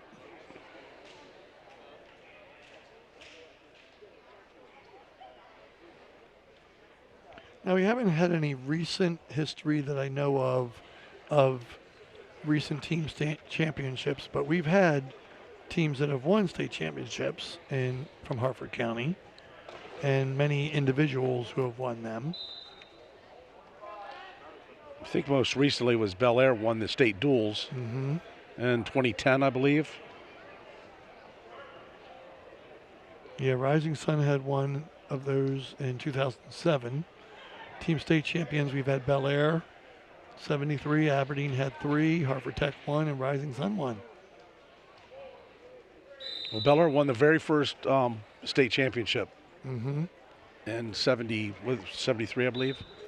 Billy Owen and I can't think of the other guy's name. He was a teacher at Hartford Tech. We'll talk about individual state champions. Aberdeen has had 24. Bel Air has had 21. And C. Milton Wright has had 7. North Hartford's had 5. Rising Sun's had 12. So a lot of success. You know, I think what you see is that when you have coaches that are consistent, you develop a culture in the wrestling culture at the school, and they just are successful. It's hard to come in as a first, second, third, or maybe even up to 5 years and have a high level of success. Reddish has been there 30. The prior coach to Rising Sun, Dean Cox, was probably there close to 30 years. Mm-hmm. It just takes a while to get things going. And then if you're a teacher in the school, it makes a big difference. A lot of these guys now are not teachers. So they have to come in from, you have to get off of work early, come in after all the buses leave the school so you get near the building. Yeah. And then you put in your 2 hours, and sometimes you go back to work. Well, one thing I see here interesting from the stats information you gave me, Keith, is all 15 schools from Hartford and Cecil County have had at least one state championship winner. That's Okay. pretty cool. Not a school in this competition that hasn't had a state champion. Some more than others, some repeat. Well, way back when I was in high school back in the 70s, it was Aberdeen was a whisker ahead of Bel Air, and Bel Air was a whisker ahead of North Hartford. It was kind of like they were all interchangeable. Mm-hmm. And there was a lot of success. The coach from North Hartford, he had come from Pennsylvania. His name was Griskowski. He did a real nice job. The coach at Bel Air, his name escapes me. He started the program, and then of course Dick Slutsky. And those guys all coached 15, 20, 30 years. And then you had a father-son combination. George and Jeremy Navarre both won state championships. Right. There's our first points here, maybe? No, Wesley No? just had a nice mat return. C. Milton Wright took bottom, second period, and got to his feet, and Wesley gave him a little air ride. People don't realize how exhausting this weekend is for these wrestlers. They started yesterday with round 1s and 2s and quarterfinals, and they come down here this morning for more wrestling. There you go. There's all right, one escape point for C. Milton Wright. 1-0 with 1:10 left in the second. Well, part of the equation is making weight. Mm-hmm. These guys come in, and we don't want to downplay it or make too much out of it either. But they got to watch what they're eating. And high school boys are notorious for opening the refrigerator door and leaving when the fridge is empty. And these guys just don't do that. They know where they need to be. They manage their weight, drink a lot of water. Well, one thing, there's There's a stalling call. I was asked by my wrestling coach to wrestle, so was my brother. I was a runner and a soccer player, and it was pretty impressive when we realized the wrestling team was running more than the track team was. Well, soccer players and track cross-country guys are perfectly suited for wrestling because they've got just natural endurance. Yeah, we were running inside, and I told my coach, I said, it's not a good look when the wrestling team is outside running in the snow and we're Right. hiding in the school. Let's go outside and be as tough as the wrestling team. Do we have an injury here? I think he just tweaked his knee. Mm-hmm. All right, so we've got one 1-0, C. Milton Wright, and C. Milton Wright was called for stalling. Is that an injury clock we have rolling here? It is injury clock, 2-minute injury time. So he'll take a little break and catch his breath. It might be more of a, I need a breath than my knee hurts. Nice to see the trainers out here. They're so good at what they do. Yeah, they come flying right out. You got a nice staff with, I believe it's ATI as a physical therapy group. I've been through much physical therapy in my life, Same Keith, here. with my old broken down body, and I greatly appreciate what those people can do. All right. Simon Wright gets a 2. Esperanto's on top. He's winning 3-0 with 15 seconds left in the second, but he has been called for stalling.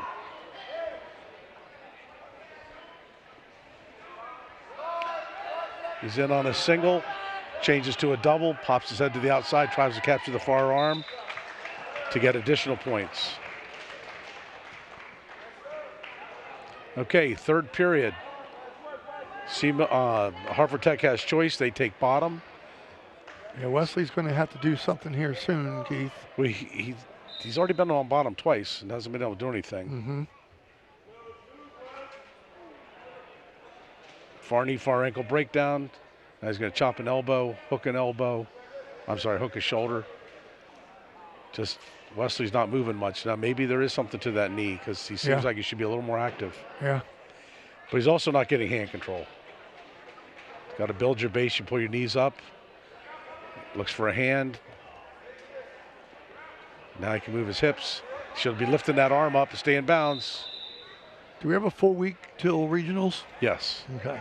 Well, 6 days So because it's next Friday. is it kind of like a NFL football team? You give them a couple days of recovery, ice them up, get them back out there? I don't think so because this tournament, I mean, for perception is this is a meat grinder, but it really isn't that tough for the better kids that are going to qualify. Some of them, like you saw Tyler Garvin, just sort of rolled through it. Right. Most of them are going to be they're Brazilian enough. They can take tomorrow off, ice what needs iced. Maybe Monday be an easy practice, but you got to practice. Well, plus you pointed this out before. A lot of these 1 and 2 seeds had a lot of buys early on. They earned the buys by having such a great season. Right. So they may have only had 2 or 3 matches today. Or one. Right. The one kid had no matches till the final. Right. All right, so now we got a 3-1 on that escape. 47 seconds left. Outlaw is down by 2. Got to take advantage of those long limbs.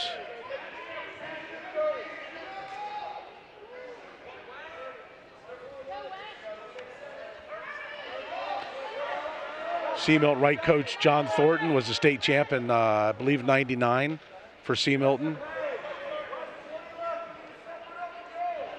20 seconds.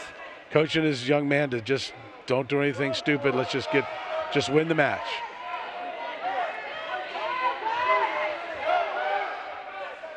Harvard Tech coach telling his wrestler to shoot. He has to do something.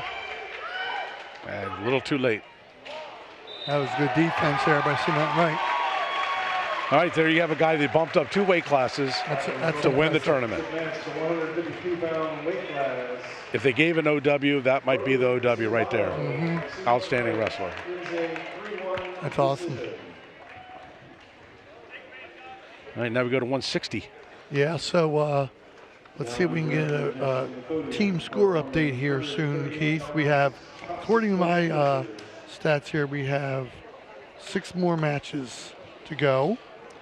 After that match, Bel Air is in first, 225, up 25 points on Rising Sun with 200. C. Milton Wright's in third with 194.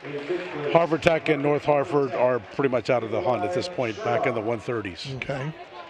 So with 6 matches to go, is it possible? It is possible if you get, basically, I would say Bel Air needs to lose, Rising Sun needs to win, and they need to win with bonus points, like, by pins. So C. Milton Wright has 1, 2, 3 finalists left.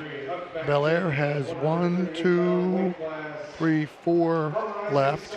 Rising Sun has 3 left. So C. Milton Wright, I don't think is going to be able to catch them. They just don't. They're going to get two points advance, and they've got how many people left? 5? 3. 3, so that would be 6. Even if they got all falls, that would only be 12. And so they're down by 30, 31. Rising Sun could catch Bel Air. They're going to need everything to work, go their way. Right. Well, it goes to show you that your depth matters as well. Yeah, So, and you notice that Bel Air came here with 13 wrestlers of the 14 allowable, but Rising Sun only had, I believe it was 10. It might have been 11. so real quick here, we have Jackson Sims, freshman for C. Milton Wright, 8-1 in overtime this year. The coach says he's become a leader, even though he's only a freshman. He's exciting to watch and has a lot of heart. Northeast, we have Cameron Shank here, and he was 3rd place at 160 at UCBAC last year, first regional champ in 2020 state qualifier. Boy, Sims is really getting after it.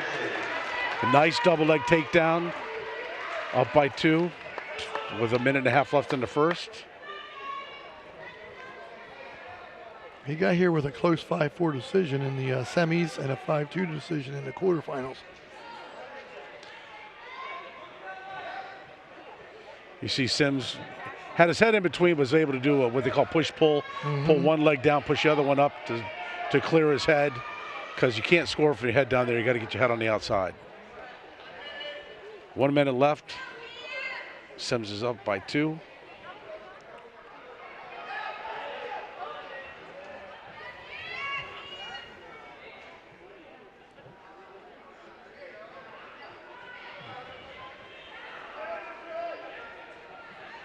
So Shank got here with a pin in the first round in the quarterfinals and a 9-3 decision in the semifinals. And they have not wrestled previously. Okay.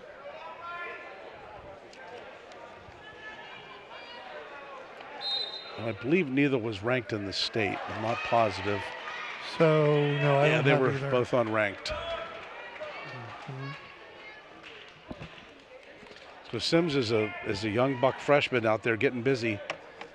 Yeah, he's wrestling a senior here. And this is an upper weight. This is 160 pounds. Now we're neutral. Sims takes him back down again. Wow, nice job.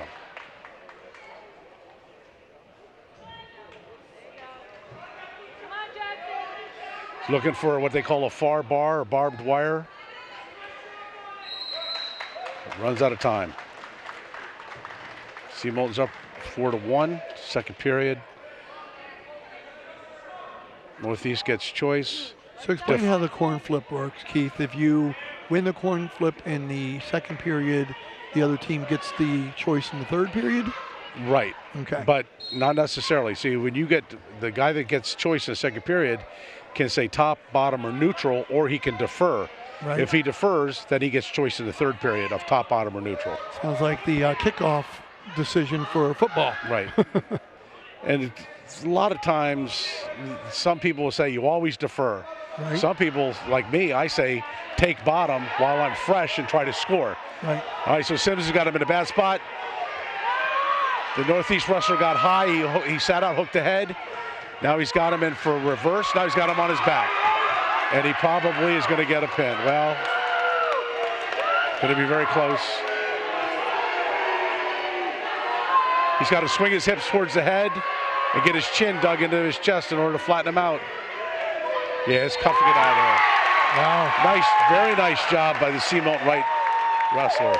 Jackson Sims, freshman, gets the victory with a pin. At 160. I think he's got quite a future, Keith. He's going to be, he's already a stallion. He's going to wind up being a big kid. And that's very nicely done. And important points for C. Milton Wright. Yeah, they might be able to, they can catch Rising Sun. So for the 170 weight class, we have Savion Ricketts, senior from Bel Air, 32-7. He was a 2022 3A North Region third place. He back runner-up in 2022. Plans to continue wrestling in college wherever that may be. Hayden Kaczynski is a junior from Seamount Wright. Planned to take the season off to focus on lacrosse, but then he decided to come back out. Coach called him up and said, "We need you." He came to practice the next day, and the rest is history. Well, Kaczynski's got a brother, Carter, that was a very good wrestler at C. Milton Wright, and it's, you know, once you've wrestled a while, it's hard to take a time off. You either get all the way out of it or you just stay with it. So the kid from Bel Air is sort of a natural talent, in my opinion. I've seen him wrestle a couple times. He just, I think sometimes can be his own worst enemy. Maybe gets a little carried away with himself. Nice close-up of the Seamount Wright wrestler getting his award. Big smile. That's so important to be smiling after, whether you win or lose. You got to keep a smile on your face. Yeah, you like to see the sportsmanship too, between the wrestlers and the coaches as well. Saw a tough match earlier, and the wrestler went right over to the other coaches, and the other coaches were very complimentary. From Bel Air, Savion Ricketts versus Hayden Kaczynski from Seamount Wright.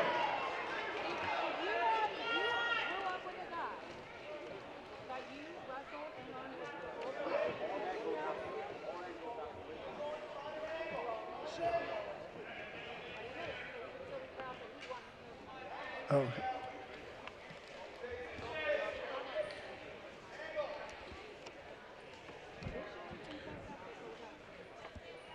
So Kaczynski's obviously taller, longer. Savion's got a lot of power, quickness.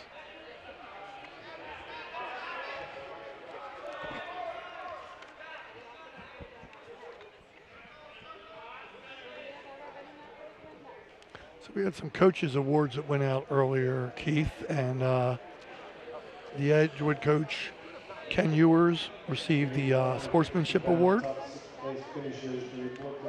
Hartford Tech J.J. Burrell was Nice double leg takedown by Savion. new to the 100-win club.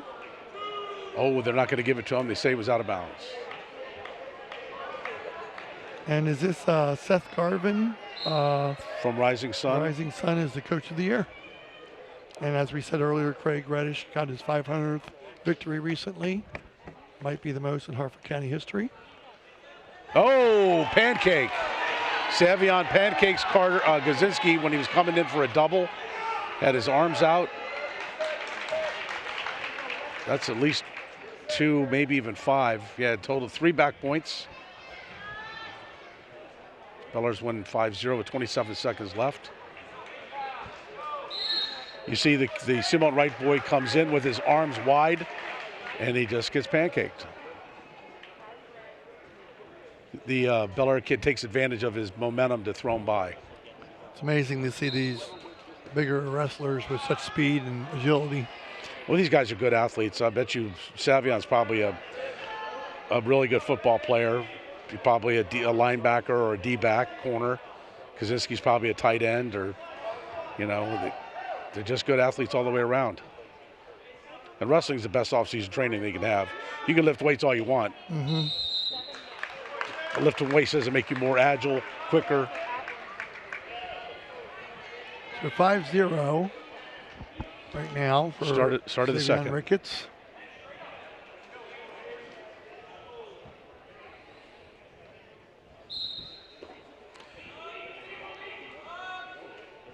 So one of the things that Savion gets an escape, winning 6-0 with 1:50 left in the second. One of the things that gets overlooked is the importance of the junior programs. Kaczynski came up through the Bel Air program. Savion has not. He started in high school.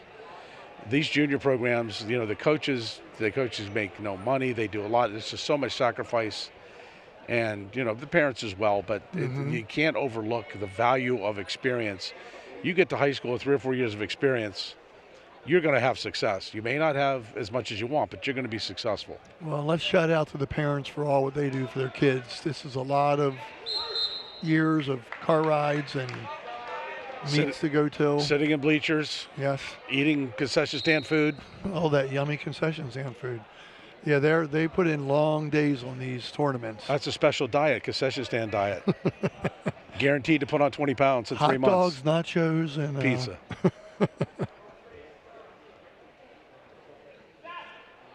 1 minute left in the second period. Bel Air's up 6-0.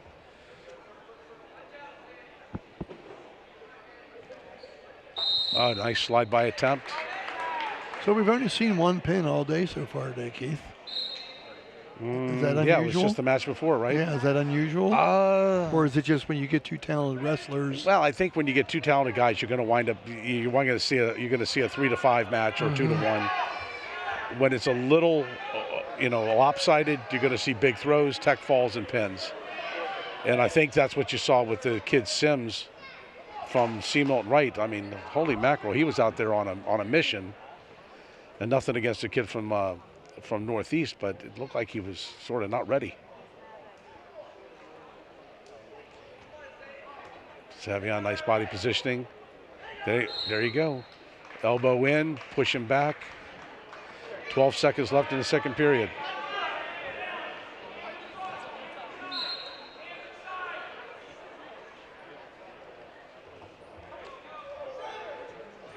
Five seconds.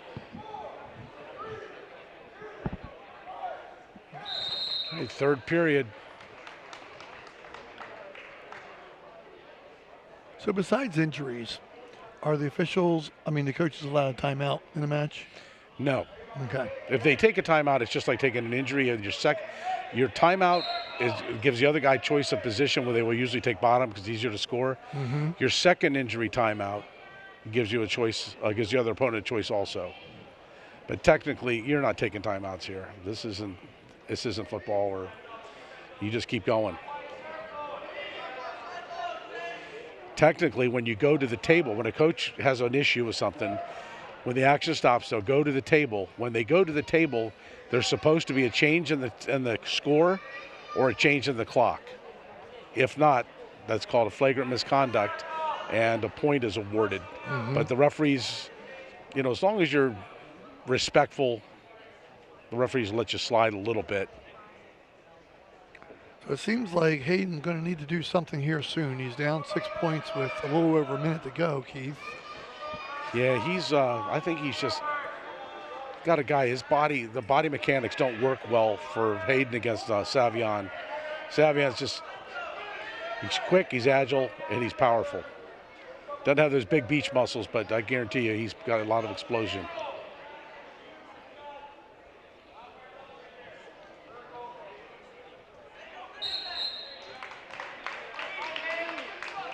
Reminds me of a kid named Romaine Russell that used to wrestle at Bel Air when I was coaching. He's just a phenomenal athlete, same size. There you go, there's a throw attempt. Sometimes when you're shorter, you catch that guy's momentum coming at you, it's easier to throw him. You let him do all the work. 30 seconds. Got to make something happen quick.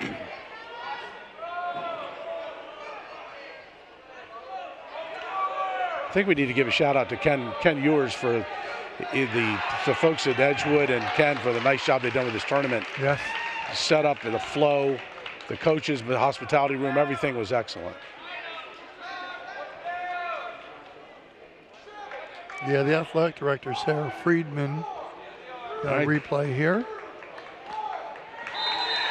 There's a major decision for Bel Air. That'll get them 2.5 points. From Bel Air wins an 8-0 decision. So we come into our 182 weight class here, Keith. We have Bel Air's Cade Zengel, and he's a senior. He's a captain, 2022 North Region and Conference runner-up, record 40-2. Wrestling against Mason Testerman from junior from Rising Sun, 36-2. Fourth at the War at the Shore. Third, 2022 170 weight class at the Maryland States. He's a three-sport athlete. So they have not wrestled each other this year. Testament is ranked 4th in the state. Zengel is honorable mention. They both pinned their way through the quarters and semis. And your 2023 UCBAC champion at the 152-pound weight class from Sino Bright, Brody Zumbano. Brody Zubano getting his award there. So now you have another body style difference. The Rising Sun kid's taller and more rangy.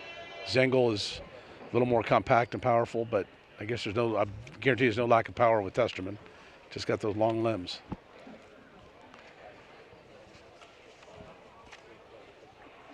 It's interesting that so many of these wrestlers haven't wrestled each other this year. Would have thought that they would have had a dual meet or some kind of invitational. Well, you have two conferences in the UCBACs. Right. Rising Sun and Bel Air are in the same conference, but like in Northeast and Perryville are in the other conference. There's two. A toe drag takedown, just like in a wide receiver in football. How many matches during the year do you generally have in a dual meet season? Probably 25 or so, but then you wrestle a dual meet on, let's say, a Wednesday, a dual or a try, and then you wrestle in a tournament on the weekend. So most of these guys, by the time they get to the state tournament, will be around 40 matches wrestled for the year. And, that's a decent amount. It's not a crazy amount. It's a good number. The big thing is the number of weigh-ins, the number of times you have to make weight. And if you can imagine every day having to stay within 1 or 2 pounds, I know for me it would be quite a trick.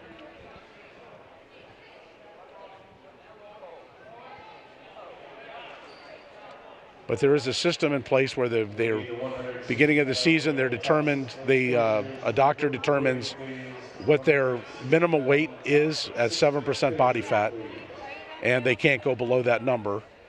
And if that number doesn't fit into a weight class, they have to go up. So they may have to wrestle at technically, 8, 10, 12%.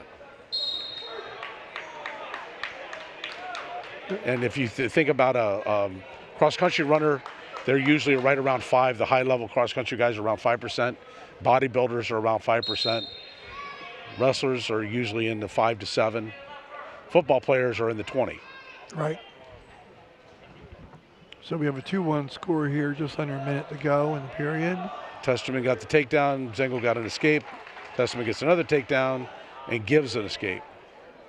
4-2 with 45 seconds left. It's Fireman's. And he's going to get at least 2. He's looking for back points, looking for the fall. He's got him in a bad spot with a lot of time left. There's 3. 9-2 with 20 seconds left.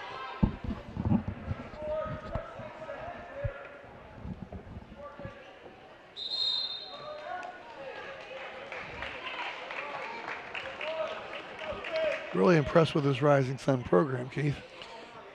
Well, the Garvin brothers are good. They have Dean Cox's son, Danny. Matt Jackson was a 3-time state champ. Anthony Cimarosi was at least 2 and maybe a 3-time state champ. They've got a lot of guys that are loyal to their program, that know wrestling and are willing to do what needs done. And sometimes it's get on the mat and roll around with the kids. Sometimes it's move mats, run a tournament, whatever. It's got a pretty big score here for one period, 9-2. Get ready to start the second period. Three takedowns and a set of back points for Testerman. So this is Zengel's good chance here he got to break him down. That's not going to break him down. Let him up. Now, does the wrestler make that decision on their own, or is the coach giving him a signal? The coach can tell you what to do, but the wrestler sometimes they don't do what the coach tells them. In this case, if Zengel's on top, which I think I wasn't paying attention, but Testerman probably took bottom. Zengel's on top. Yeah. Zengel has not been on top yet. Mm-hmm. So you don't want to be neutral. You just lost neutral. You've been taken down 3 times. Why not be on top? Try that.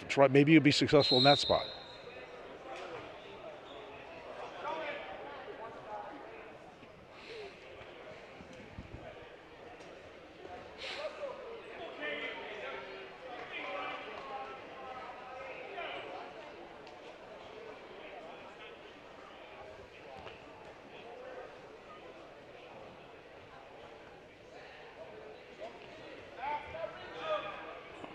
So do you tell your wrestlers between the semifinals and quarters and the semis a routine to do?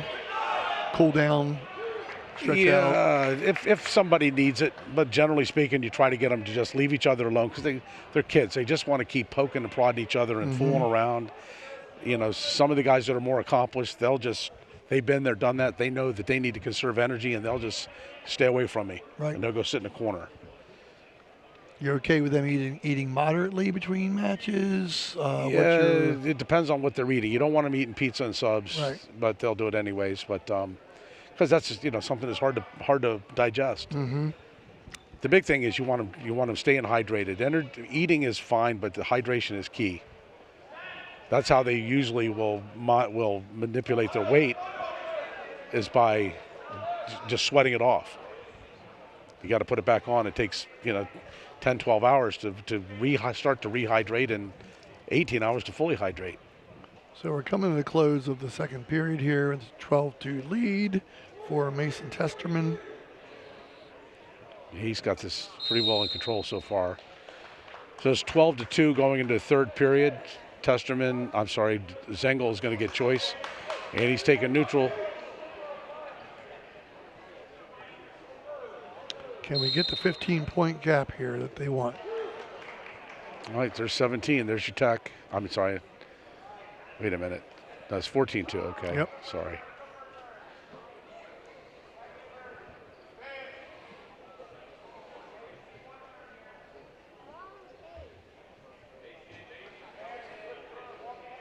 So started to look for a far cradle.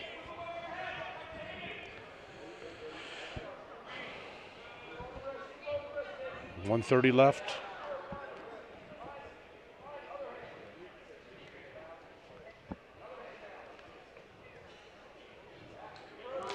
I've been in this position before. Zengel's just like, man, it doesn't matter what I do, it's just not working.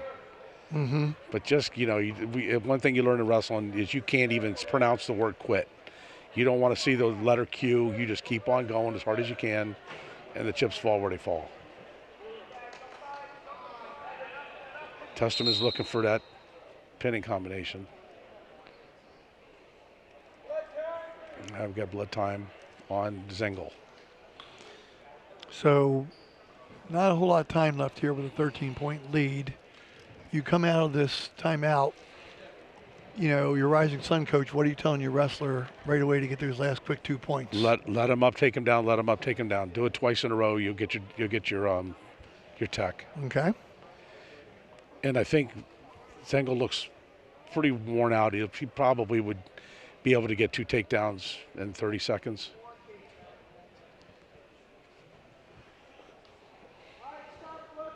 Got your trainers again tending to a knee.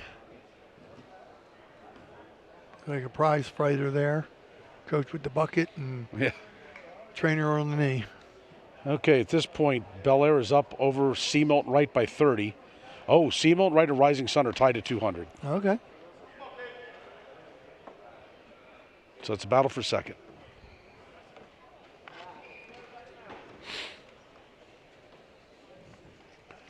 Got 2 more matches after this one. I'm sorry, 3 more matches after this one.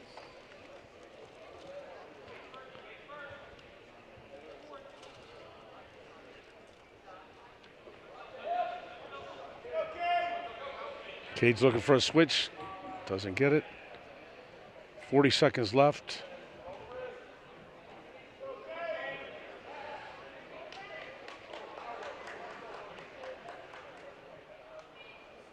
Testament's going to have to sort of manhandle him a little bit in order to get him over. Trying to hook that arm. He's got the leg in.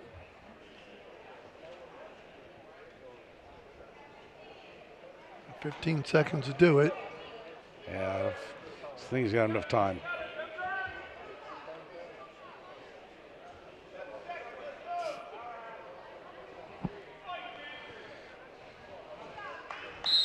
All right, so Bel Air doing Sea Milton Wright a favor by not giving up the tech. Final result in a 182-pound championship. You got Bel Air versus Rising Sun again. Mason Testerman wins in a 15-2. Yeah, we have our next match coming up here. We have Bel Air Ian Nitz Jr. with a record of 37-7. He was a 2022 3A runner-up, North runner-up, and the up-back third-place finisher. We have Elijah Farr, sophomore from Rising Sun, 39-3, third at the War on the Shore, fifth at the 2022 Nate States. Have we seen them wrestle each other this year? In third place from Bel Air, Luke Johnson. In second place from Northeast, Cameron Shank. And your 2023 Cutback champion at the 160-pound weight class from CeeLo Bryant, Jackson Sims. So have they wrestled each other? I see that Farr is number 5 in the state ranking. Farr's number 5. Nitz is honorable mention. Okay. They wrestled before, and Farr pinned Nitz. Oh, wow.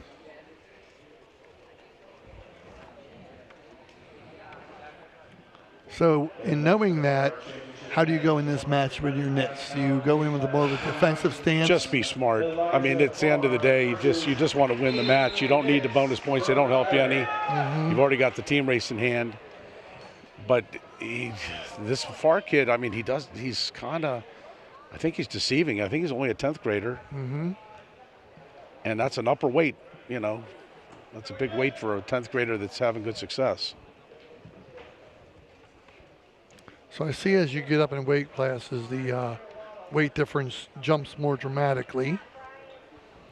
Our next weight class jumps up 25 points, and then the last weight class jumps up 65 points. It used to be unlimited. There was no weight cap. Right. So you were over 185, you wrestled whoever walked on the mat. Then they put in a 275-pound cap and then changed it to 285, and at the international level, I believe it's 265. Wow.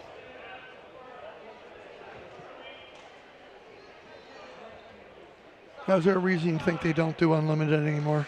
Well, it's for the health of the lightweight, the smaller guys. Although at the high school level in most states, you're more athletic, lighter weight. For example, Carl Edwards from Aberdeen, I don't think he ever weighed over 210, and he just lit up everybody he wrestled, regardless how big they were. But your less accomplished guys, you know, you could get hurt. Guy falls the wrong way, it's like a tree falling on you. So thus far, it looks like we have another one of those feeling each other out moments. That's big boy wrestling. Push and shove until somebody. It's kind of like the first person to make a mistake usually loses.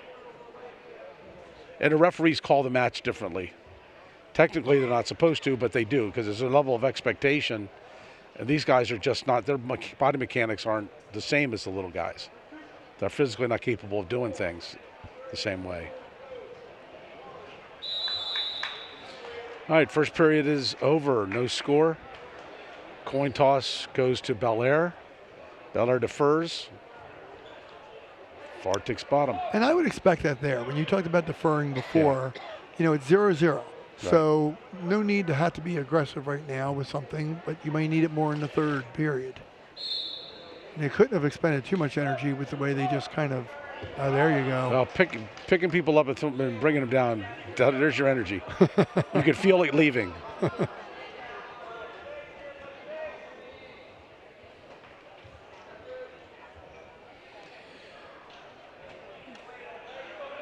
So he sort of let him get to his feet and then brought him back down with a nice return. Having wrestled each other, you know, Coach Reddish he's been around the block. He understands. It's like, okay, this didn't work last time. Let's try something different. Right. He may not have spent any time on top of the kid before. He may have taken bottom and got turned with a simple half. He's riding that double wrist. Uh-oh, lost it. There's your one. There's your fireman's.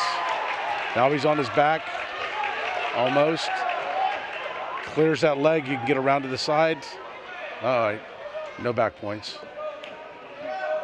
So 3-0 right now.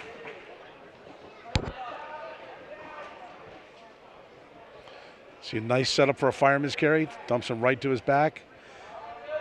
Got his legs tangled up, otherwise he would have gotten back points out of it, maybe even a pin. Elijah Farr is only a sophomore. You tell the level of confidence in hitting that fireman's. All right, that's going to be tough to get out of that. We did. Oh, he did. 2 backs, 1 escape, another takedown. Right back to his back, 15 seconds left. There's your fall. Wow. Yeah, that Farr is a tough kid. Nicely done.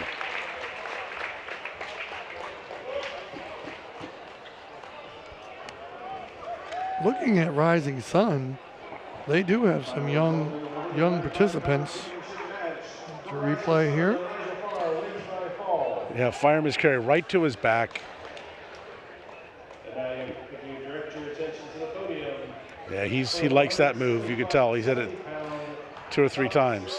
So I'm seeing a freshman, 2 sophomores, and a junior so far in the finals for Rising Sun. Yeah, they've got a lot of talent. They just got to get a couple more, some more numbers. So here for the 220 weight class, we have Bel Air with Chris Vanzaya, senior, record 16-8, all conference football, plans to play football in college. For C. Milton Wright, we have Joel Tufts, junior, 4th at UCBAC last year, 3rd at Regions. He was a Warpath Invitational runner-up. He's only his 2nd year running, wrestling. Just started last year. So these are both kids that were. These are both kids that the coaches pulled off of a football team to fill a weight. Tufts' 2nd year. He's wrestling 220. He probably weighs 210 each, whatever he wants, feels good about it. The Bel Air young man, this is his 1st year wrestling. He is a senior. He's strong. You can just tell he's a strong, very powerful kid. And heavyweight wrestling, which this isn't the heavyweight, but it's heavy enough. It's just a lot of strength is most important in a lot of cases. Pretty impressive, 2 wrestlers with this little bit of an experience making the finals. Yeah, Farr is a wrestler that probably plays football. These guys are football players that wrestle. There's a difference.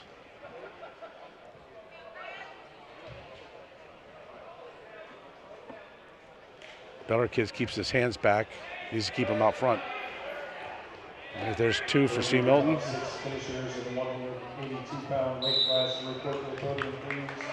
But it's going to be mighty tough to hold that kid down for any length of time because he's going to wear you right out with his attempts to get to his feet.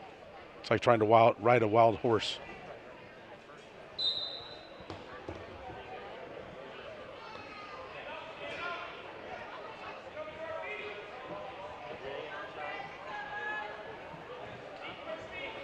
He's got an arm bar. Oh, brought down hard. He lost the bar, it goes out of bounds. C. Milton's up 2-0, 1:12 left in the 1st period.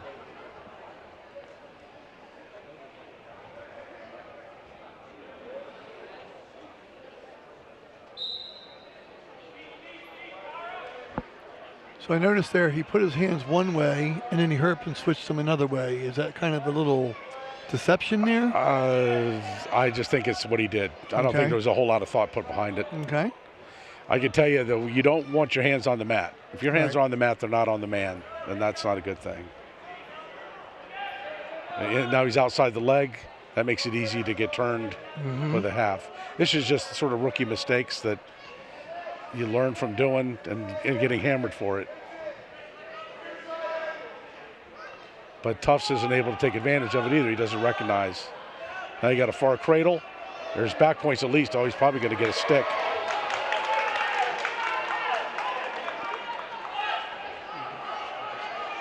With 22 seconds left to make something happen here. Yeah, this kid's going to be hard to pin in that position. It's too strong.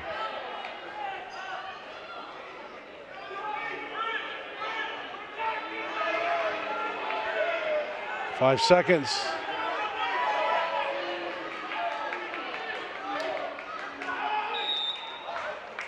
So that's a situation where Tufts gets 3 back points, where the mat lamp might actually hurt you because it causes a shadow on that side. The referee is like, is he pinned? I can't really tell. I don't want to call a pin if he's not. See, it's how the body creates that shadow. It's hard to tell whether he's pinned or not. So how quickly does Joel Tufts go after him now, knowing that? I think he just gets busy. He probably feels like he can do what he wants. Okay, because, I mean, Chris Benzea had to expend a lot of energy, physical strength there. But Fighting off the bottom will wear you right out. Right. When you're on your back, I should say.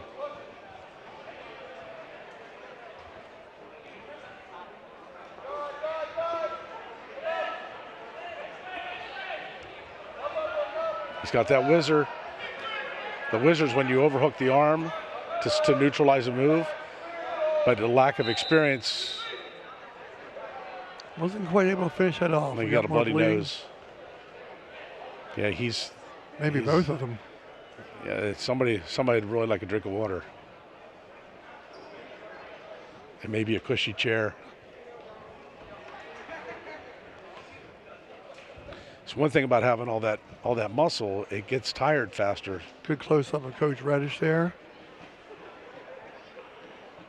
Giving so much to Bel Air High School wrestling. Now he's the athletic director. Yeah, tough job. Craig and I started together I was there in 90, he came in 92.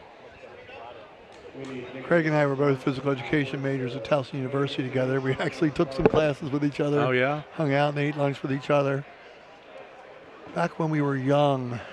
I thought he started at Salisbury. He switched to Towson. Okay. Yeah. Or he switched from Towson to Salisbury. I don't know which one. Salisbury had a wrestling team. He and his buddy Todd Martinek, who was the coach of Stephen Decatur, I think they wanted to wrestle together at Salisbury. They had an outstanding team, and then Title IX caused them to have to drop.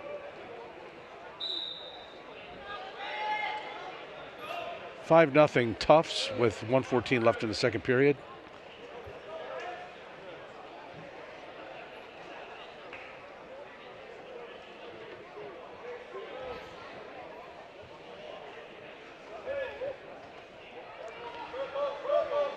You know, the Bel Air wrestler, I give him a lot of credit. He's not having a whole lot of experience, but being in this position and doing something for the school, for the team. Oh, definitely.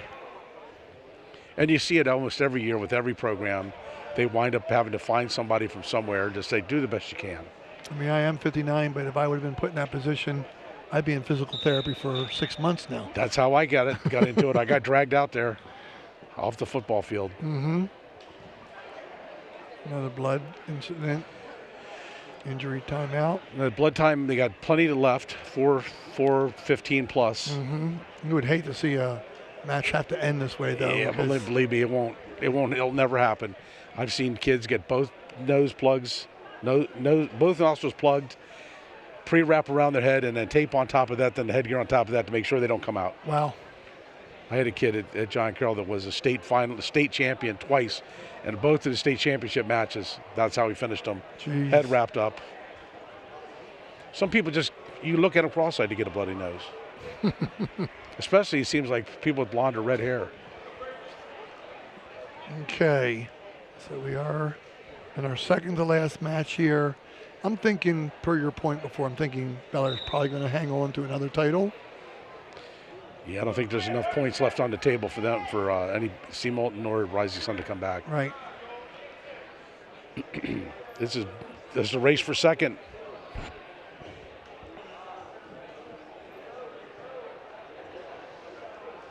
And 19 seconds to go here in the second period. Uh-oh. And nice. Oh.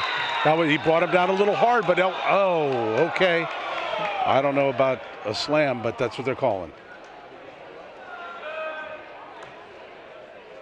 So they call that unnecessary roughness. He gets him nice on a double, takes him up, and instead of bringing him down real easily, he just sort of, Yeah, that was possible moment there for Chris Van Zaya. So that cost him a point, and he didn't get the takedown. Yeah. So at this point, we have Bel Air at 230, Rising Sun 211, C. Milton 200.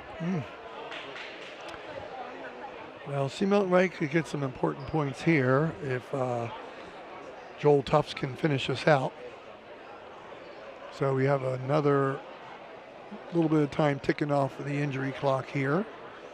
Hopefully that doesn't become a factor here. So let me ask you about that, Keith. You're up 6-0. You're having a bloody nose incident. Do you come into a tactic to try to avoid the physicality by being a little more defensive, trying to stay up? No, you just keep banging. Okay. So depending on what happens here with Rising Sun, with C. Milton Wright, if they get some bonus points here, this next match, because it features a Rising Sun kid, the next match could decide second place. Okay. The Bel Air kid's got him in a sort of just putting his weight on the back of his head, and he's going to give up the 2 more than likely. Tufts needs to step up with that outside foot. Now he's got a double. He's going to get the 2 here. Bring him down easy.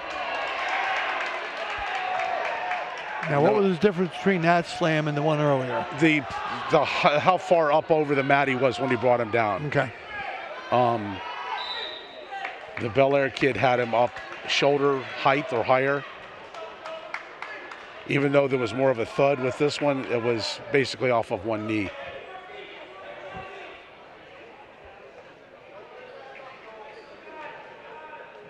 He's bent over. He basically turned him in the air and then put him down. He didn't lift him any higher. Right. Folks, I'm benefiting from the much useful knowledge from Keith Watson. I love how much he's educating myself and many listeners here. So you have 1 minute left. C. Milton's up by 9. So he's in major decision bonus point land.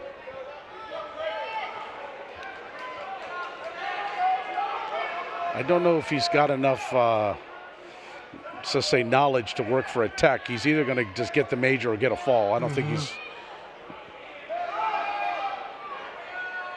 Oh, set on that ankle. Now he's got the half in. He's going to try to run it. Got to get out to the side though. There you go. He's going to do it out of bounds. Can't get a fall there. 20 seconds left. Looks like we're going to have a victory here for C. Milton Wright's Joel Tufts. 21 seconds to go in the match.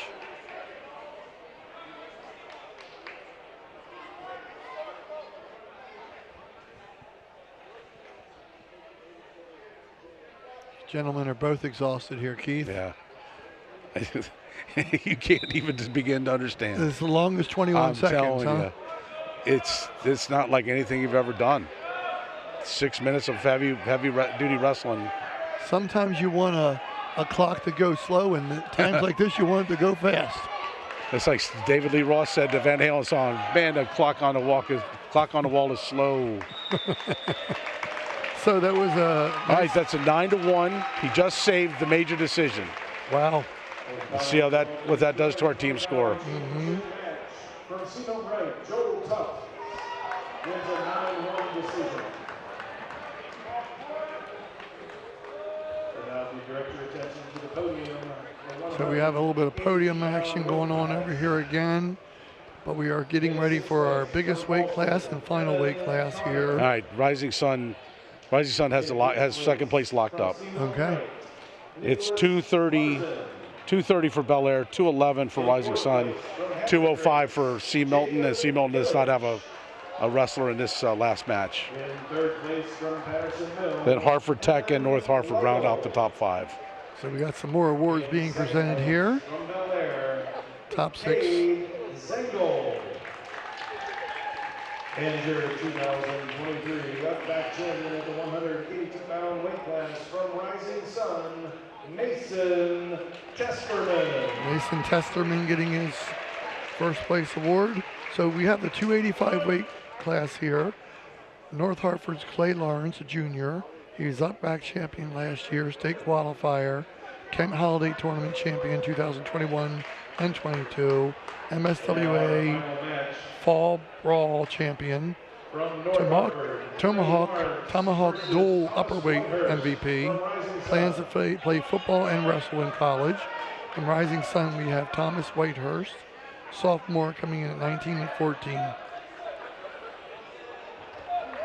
All right, so the North Hartford wrestler is a little more athletic. He's doing a nice job, got a nice takedown, easily returned to the mat with a duck under. He's going to play football and wrestle in college. That's a tall order, trying to do both. Yes. Probably going to have to go do D2 or D3 to do that. Or do one. Yeah. Just for decide. No D1 coaches. Because you're supposed to be there to get that piece of paper. Yes. And playing one sport is like a full-time job at college now. It is. I don't care what level you're at, even D3 and D2. They expect so much from you. I played D2 football, and it was a job as opposed to having fun. It became a job. Mm-hmm. You lived in the weight room.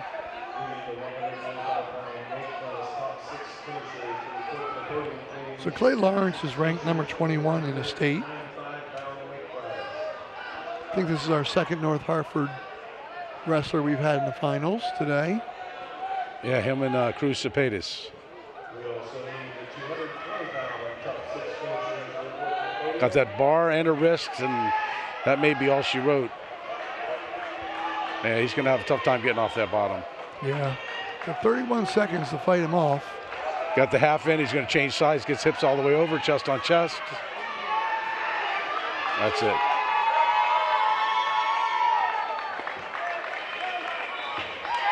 Wow. As soon as you push off your heels, you're flattening your shoulder blades out. That is impressive. Clay Lawrence with the first period pin. And Clay came in with two other first period pins. Yeah, he turned him over with the half, had to readjust, reverse the half, slid back. There's a half on the offside, changes sides, gets his hips on the power side, runs him over, gets chest to chest, and that's all she wrote. Thomas Whitehurst is another sophomore for Rising Sun. He's got a great future in front of him. Big sophomore. The big decision is, what do they do between him and the 220-pounder? Right. That's not going to stay at 220. They're both going to be at 11th grade big monsters, and it's, you know, which one is going to stay heavy, which one's going to pull a couple pounds. Well, glad to see that Bel Air is able to pull off the win. Coach Reddish's final season as head coach. Gets his 500th win, and he wins the tournament again for the 6th time. That's wonderful. Well earned. Could happen to a nicer guy. Oh, definitely. I see he's over there talking to the former Bel Air coach, Yeah. it looks like. That's Bill Zimmerman. Yeah, Bill Zimmerman's here. More podium people here.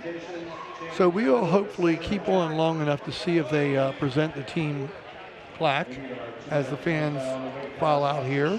We have some winners here on screen here. You know, the 220-pounder from Rising Sun, he's not that big. He might have been able to been a 95. He might stay at 220 again. Well, that was Bel Air and C. Milton Wright. So you might be thinking about the 195er. Looking at the picture there.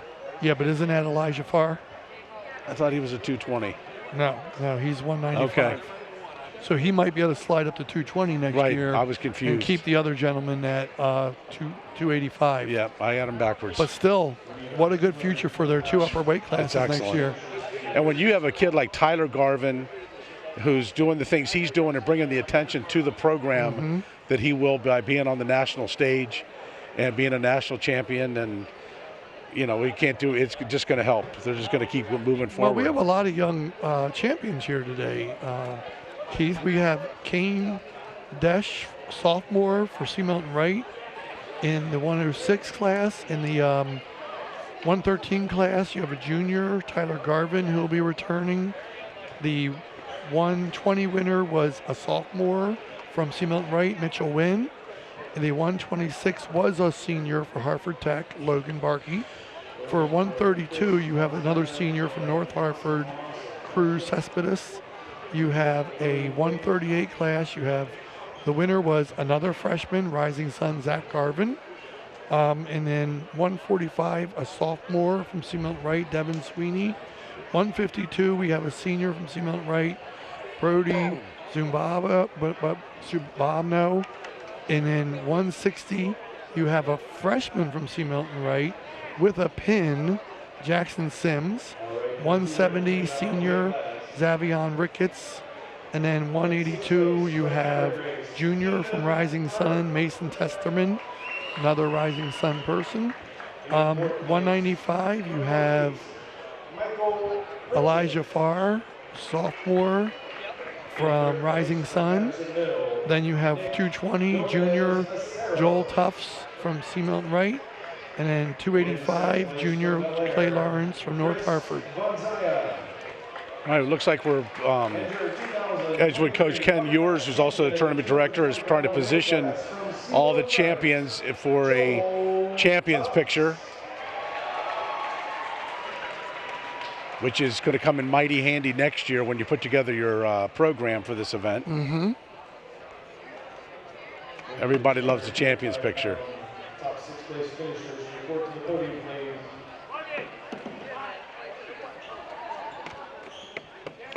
So do we know who's taking over for Craig Reddish for Bel Air? There's speculation. I talked to a couple guys. There's a young fella named Scott Miser who actually wrestled for me at John Carroll for a little bit, and then the homework got the best of him, so he transferred.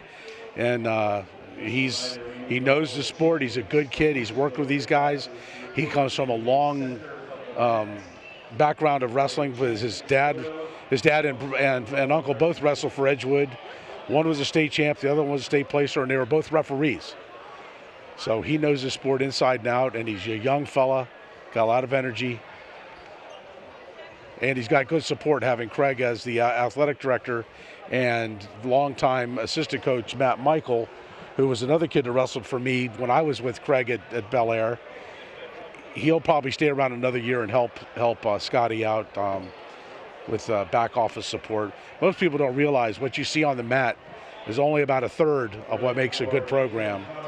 You need to know how to wrestle, but you also have to have parents under control and administration understanding that what you're doing. Mm-hmm. It just takes a lot of time, and you have to be looking at this thing from different angles. Takes a village. And when Craig leaves, just like when I left and when Dick Slutsky left, we didn't leave. We just stepped aside. Somebody else took our position, right, and we made sure they had our phone number. You need help with something, call me. Yep. I don't want to run your practice, but I'll help you with problems. That's what most good programs do. And, suffice to say that with all these young wrestlers, I could see Bel Air, C. Milton Wright, and Rising Sun battling it out again next year. Yeah, absolutely. Some good wrestlers from some other programs here too, so maybe it'll be more than the 3-team race. Hartford Tech has, you get the kids coming from different areas. They have benefited from having kids with junior league experience, right, coming in. Now, I'm not saying they all have it, but it definitely helps. Mm-hmm. With the with the C. Milton Wrights and Rising Suns, you need to be working with your junior league kids to cultivate them, to become familiar, and also to keep the John Carrolls and West Nottinghams from poaching them. Yes. That's a fact of life. I mean, if you're not doing it, you're making it easy for people like me to do what I did. Well, and you got these bigger schools like Bel Air and C. Milton Wright. It's so impressive how they can put multi-sports out and be good in all of that. I mean, Bel Air and C. Milton Wright have good basketball programs, good swim programs, good wrestling programs. Well, my dad graduated in 1960 from Bel Air, and they were off the charts with football. Mm-hmm. When I graduated in 1980 from Bel Air, we were the big dogs. And, it's just you're the big school, you got the most kids to choose from. Yep. I'm impressed with all these athletes, Keith. Nice picture. But I'll tell you what, I remember when people used to think that the small wrestlers on the wrestling team were just good for their size. No, they're No, athletes. they're- They're yeah, they strong. are. They're fast. They're strong, they're fast, they're smart, and they've got incredible endurance. And they've got motors. You can't believe how they could just keep going and going. It's like the Energizer Bunny on speed. I remember when one of the larger athletes in our school was like talking down a little bit to one of the smaller wrestlers, and that smaller wrestler put him on his back in like 10 seconds. I've seen it many times. He didn't get messed with anymore. Yeah. Saw a 135-pound wrestler put a 300-pound football player on his back in 20 Right. seconds Yes. and have him crying for his mama. Sixth place with 117 points. So they're announcing the team scores now. Northeast in sixth place. With 139.5 points. Hartford Tech. Hartford Tech in fifth, 139 Fourth points. place with 141 points. North Hartford. North Hartford in fourth place. In third place with 205 points. Sea Mountain Wright in third place with 205. In second place with 211 points. Rising Sun. You see the Aberdeen coach down there, Sun. Kyle Brown. He was a Division III All-American. Team champion with 230 points is Bel Air. There's your team champion. Let's see if Coach Reddish comes out here. Receive it. They're getting done taking this picture here first of the winners. And then Debbie Basler looks like she's going to present the first team plaque to either the coaches or the captains. See who she gives this to. There it is to the captains on the little bit left here of the camera. You see here, if the camera can get it, you got the Bel Air, probably seniors and captains taking a picture. You got managers. Looks like joining everybody there. everybody's got a Bel Air warm-up is getting in that picture. I don't blame them. Well deserved. Got coach in there somewhere. They There he haven't- is on the right. They haven't quite matched the Aberdeen juggernaut, but they've done a nice job. Well, Keith, I'm assuming this is mostly what you expected, that Bel Air would probably have. Well, yeah, kinda. But I mean, I thought it was maybe be a little more tight. But I didn't realize that Rising Sun was missing some players. You know, you got it. If you come with 14, if everybody comes with 14, now we got a different deal. Yep. But you can't come with holes in the lineup, and it's hard to make that up. Well, this is a moment that Coach Craig Reddish here on the right side of your screen will cherish for a long time. He still has regionals and states coming up, but great job for him and great job for his team. Keith, any final thoughts you'd like to add here? No, I just say Ken Ewers did an outstanding job with this event. The folks at Hartford Television, thank you for putting on, making this opportunity to showcase this sport, which is often misunderstood, and it gets stuck behind that orange ball that must bounce at all. A lot of time we say that the waste of a gym floor, that could be covered with mats. Yes. is basketball, but it's the way it is. We understand where we stand in the pecking order, and it's easier to play basketball, and Ladies and gentlemen, thanks for coming. it's life in the big city. But we appreciate the notoriety and the opportunity to be showcased. Well, I appreciate you calling the matches with me today. I've enjoyed it very much and learned very much from you. So, again, our champion for today is Bel Air High School. Head coach Craig Reddish going out in style. And I'm Ray Ruse here with Keith Watson. Thank you for tuning into this sports showcase event on Hartford TV. We will be back for our next event very soon in the spring. Thank you.